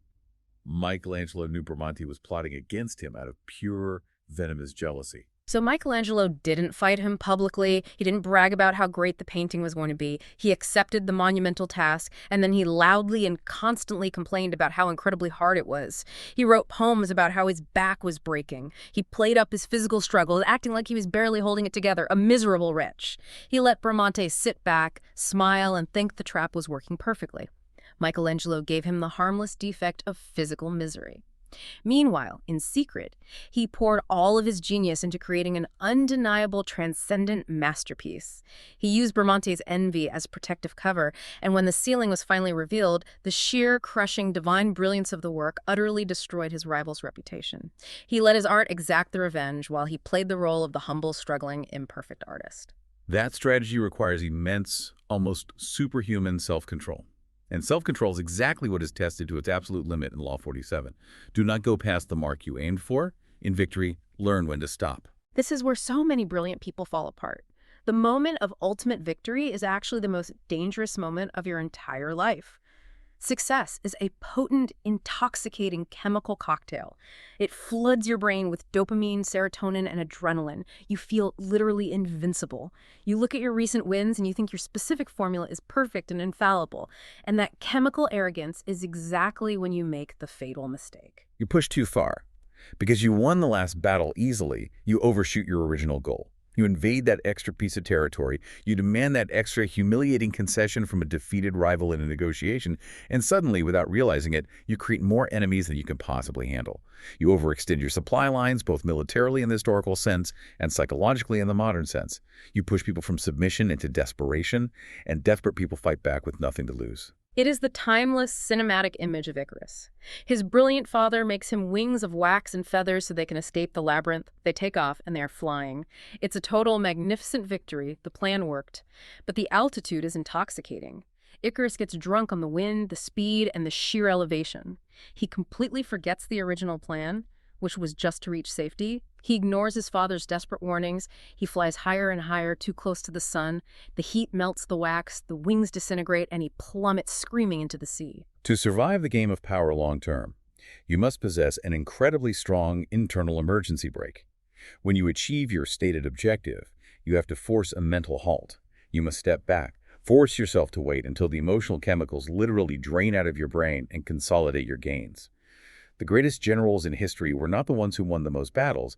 They were the ones who knew exactly when to sign the treaty and go home before the tide turned. Which brings us finally to the absolute apex of the source material. Section 6. The ultimate defense. The final evolution of the strategist. Law 48. Assume formlessness.